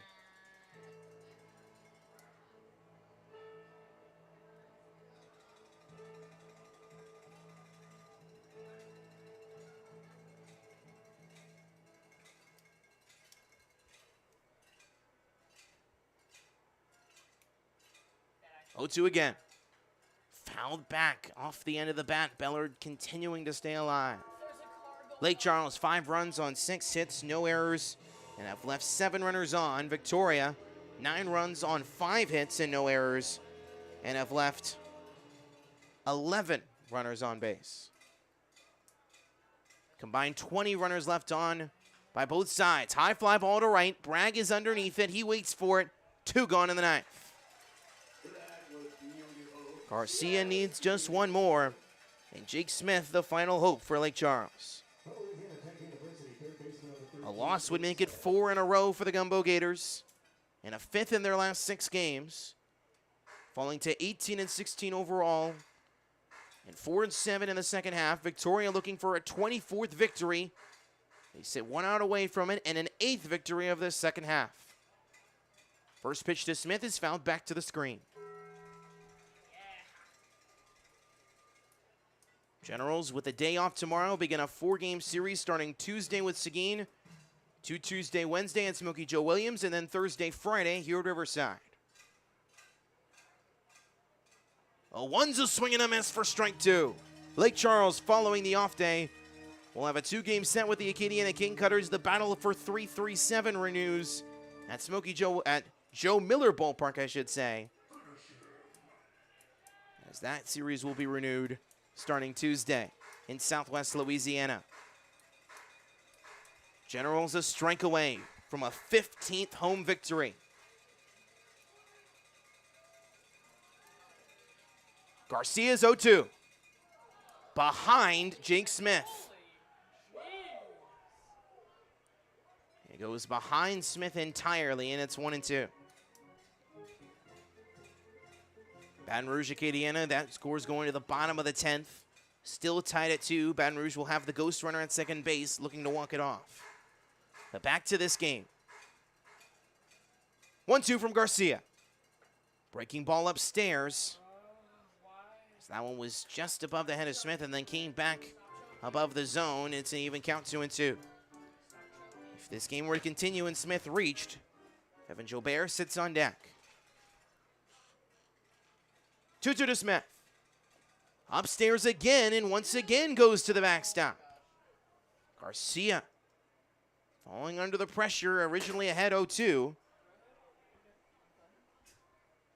And now has a full count pitch awaiting. He's got 20 pitches here in this 9th inning. Using the towel to try to get a re-grip of the baseball. As the payoff pitch awaits here for Jake Smith. Smith 0 for 3 on the night. With an RBI ground out back in the 7th, he also walked in the 1st. Garcia's payoff. Ground ball up the middle. Avalos with the glove. In time, ball game over. Victoria claims a 24th victory overall. They are 24-10. They still sit 5 games ahead of the rest of the pack in the TCL. They've extended their gap with Lake Charles to 6. Lake Charles is 18-16. They now have the 3rd best record in the league. They fall to 4-7 in the second half. And Victoria now improves to 8-3 since the second half began on June 27th. As your final score, Generals 9, Gumbeaux Gators 5. We will give you an updated graph of the standings in just a moment as I update them here. But an impressive night on all sides. Victoria needing to have some clutch bullpen pitching. And Julio Garcia, the man for the job, as he is able to finish the job narrowly and claiming the final 6 outs after what was a struggling relief outing for Parker Matthews. After he came in to replace a great pseudo-start outing for Jonathan Valdez, who was kind of the second starter of the night following the opener. That was Ruben Gonzalez. But on the other hand, it was a successful night indeed for Victoria still as they continue to remain dominant at home. 9-5 the final. They extend their home run differential to plus 63, which is absolutely ridiculous. But more importantly, we will now give you at least the current standings as they sit as of where we speak. This is where we stand right now. Victoria, 24-10, 8-3 in the second half. 5 games ahead of Brazos Valley for the 2nd best record in the league. But 6 games ahead of Lake Charles now when it comes to possession of that number 1 seed, which they most likely now may be in possession of as they secure the season series against Lake Charles. They have one more game against Lake Charles on Monday, July 22nd in Southwest Louisiana, but that will not matter when it comes to these 2 postseason affairs. Currently in the bottom of the 10th, Baton Rouge and Acadiana remain tied at 2. The ghost runner sits at second base. If they win, they will go to 500 and Acadiana falls to 14-22. But because of Brazos Valley's walk-off, they are now 9-3 in the second half, have won 6 in a row, are 19-15. But because of Victoria continuing to win ball games, Brazos Valley is not able to make any ground. All they're doing is just adding to their cushion when it comes to Seguin, as Brazos Valley continues with each passing day, looks to be further ensconced when it comes to that 2nd semifinal spot in the bracket, which we've shown you much of tonight. With Seguin still on the outside looking in, the defending TCL champs. We'll give you the box score before we sign off, of course, like we do every night here on TCL TV. give you the final box score before we sign off for tonight's contest. We're still awaiting the final box score here. Victoria, like I said, winners 9-5. 9 runs on 5 hits, no errors, and 11 runners left on for your Generals. For Lake Charles, 5 runs on 6 hits, no errors, and they leave 7 runners on base. Not able to get a winning pitcher or losing pitcher. I would assume the winning pitcher tonight will be Jonathan Valdez with his 5 2/3 innings pitched. Luke Corville will most likely receive the loss. And there is no save, even though it was a 4-1 win for Victoria. Julio Garcia will not get credit for the save as it was a 4-run win. But that will do it here for us here at Riverside Stadium. We will not be back here at Riverside until Thursday, July 18th, when Seguin's in town. But I will be back on the air here on TCL TV 2 days from now from Seguin for the first of 2 ball games out at Smokey Joe Williams Field, as it will be a 4-game series starting with the River Monsters, who sit in last place across the league at 11-23, as this will be at least the pseudo standings book before we head into the off day tomorrow.